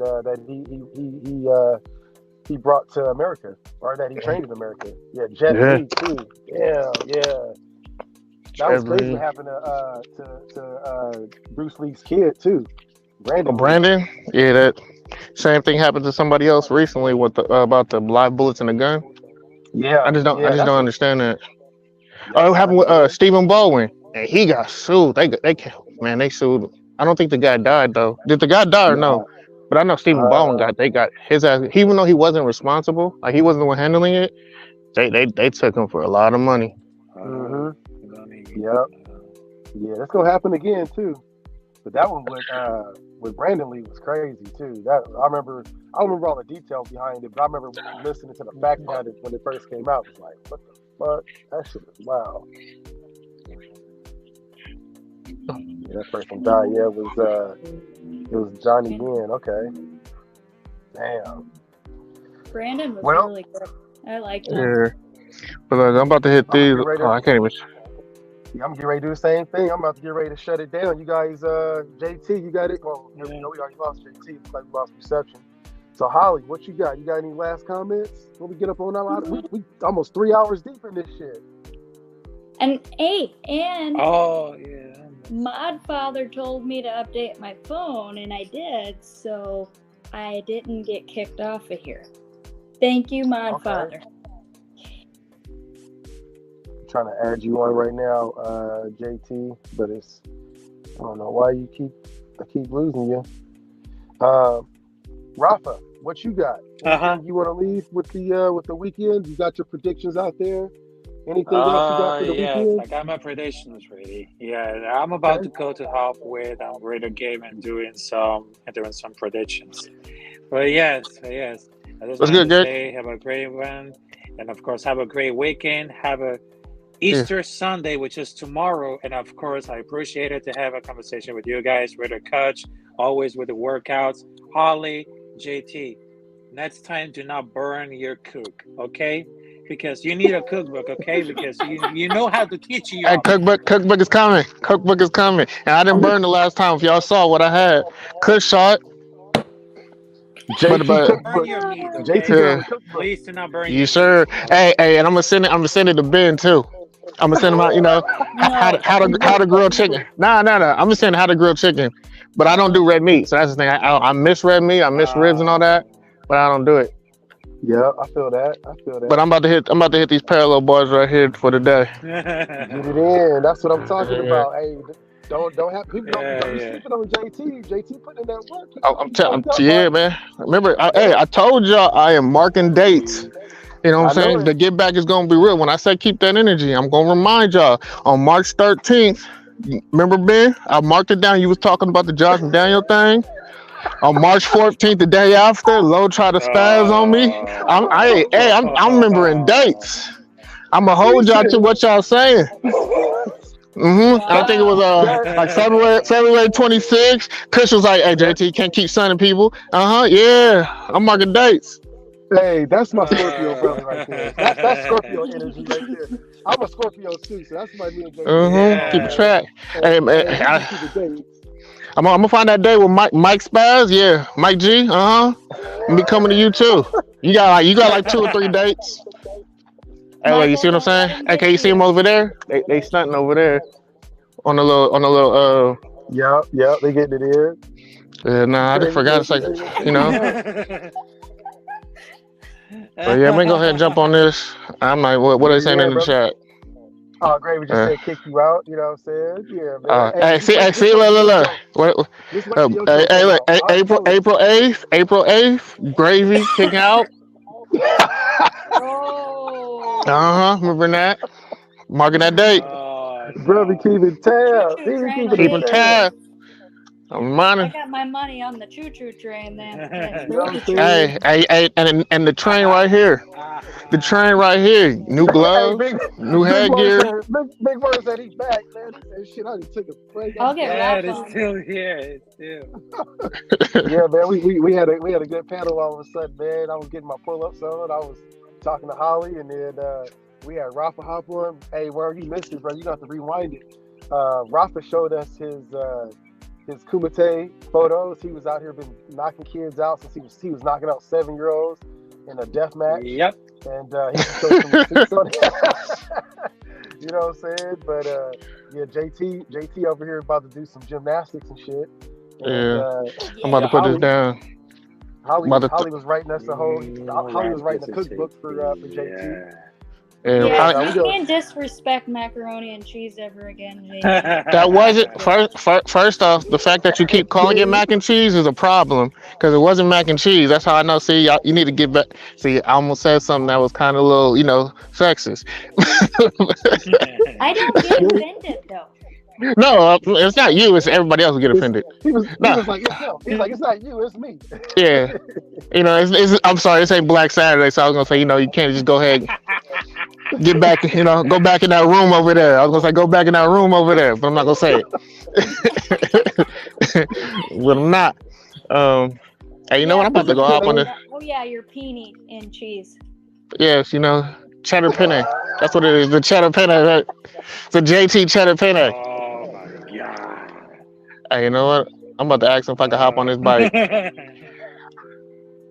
You gonna hop on somebody's bike? That's what Yeah, your about to. parents, Yeah, man. They there's they no riding Black they riding through Saturday. they riding through the park right there. I'm about to have to Oh, show them how to okay. wheelie. Oh, shit, man, you a fool, man. Hey, Damn, JT got to have a good time.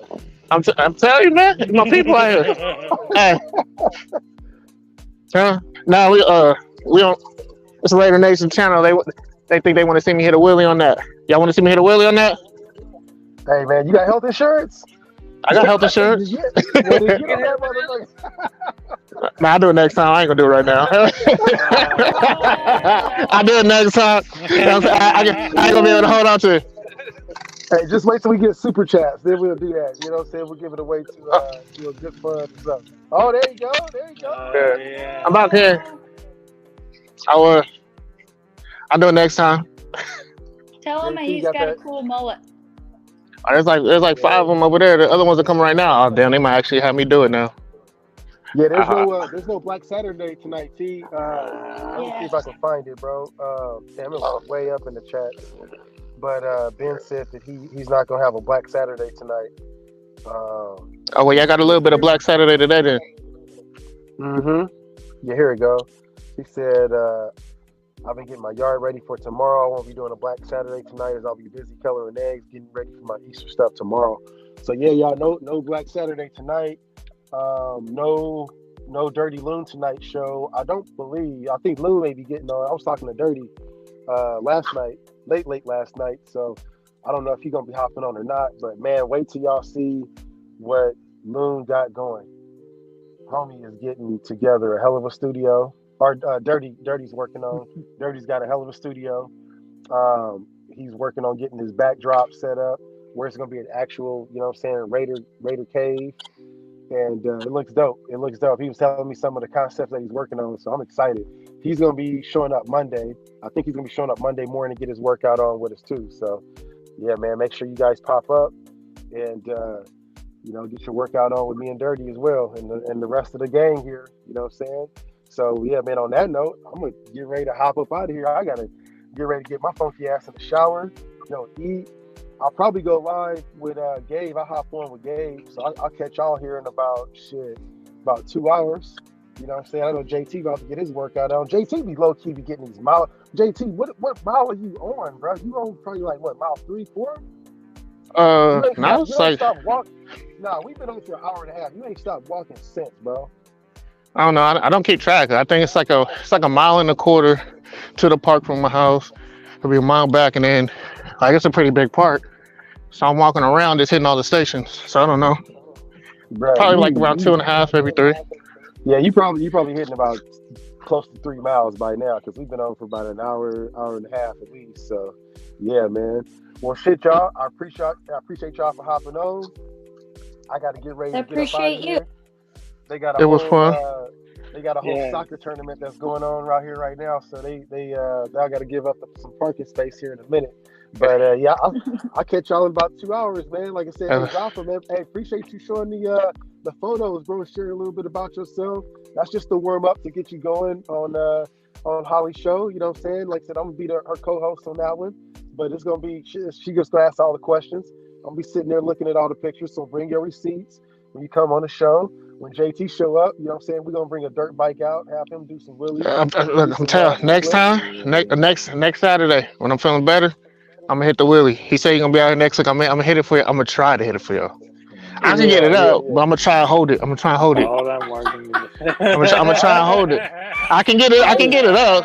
It's just a little 50. It's a little 50. I'm gonna try and get the 50 out and try and go at least 20 yards. 20 yards is my goal. If you do that, then man, I'm gonna get you a Kush hoodie. I'm gonna pay for you. I'm gonna send you a Raider Kush hoodie. You do that. Well, shoot, Dirty's the one who be riding bikes more than me. He probably could do it longer Dirty. than I. It's gonna take me a while to get back at it. I ain't been on a bike in a minute. I'm gonna get one Dirty though. will do that shit. Dirty will do it. Dirty will do it. He'll for surely do it. He was talking about the different types of bikes that he been riding his whole life. Ain't no snakes out here, Terrence. Ain't no snakes out here yet, Terrence. I mean, there is, but not where I'm at. I got some rubber. We got Yeah. hey, we got rattlesnake season in this round. I was getting ready to go hike yesterday and take the show on a hike, and I was like, oh, they already got the rattlesnake warnings out. I was like, Nah, rattlesnakes. It's funny. It says snakes, but there's more scorpions out here than snakes. Oh hell no, I'm cool. We got Yeah. rattlesnakes here in Texas. Yeah, we got the scorpions Really? at us. Yeah, they be walking in your house. They be respectful though. They'll just chill on the wall. Yeah, fuck that. I still ain't fucking with them. Yeah, if you go Well, outside, shit, like, go outside with the little blue light, the little purple light, you'll see them. Nope, I'm cool. I'll keep my ass right in one state where it's cold. There's no. I deal with the rattlesnake. I'm cool on the scorpions. I've seen too many of those when I was in the army and shit, man. I see how big them motherfuckers can really get if you push them, and I'm good. Big words is fuck that. But yeah, man, we're gonna get on up out of here, y'all. Have a good Saturday, and I'll see y'all in about 2 hours, family. Yeah. Stay blessed, Go, man. everyone. Yeah, man. Right, Hey, y'all have a with good attitude, Saturday. folks. That was Workouts with Kush. If y'all late, do your 25, get it in. And yeah, we'll probably go live again tomorrow. We'll see what the Sunday workouts are. If not, we may give y'all a break. But in the meantime, I love y'all. I appreciate y'all. And yeah, let's just win today. Until the next time. Peace.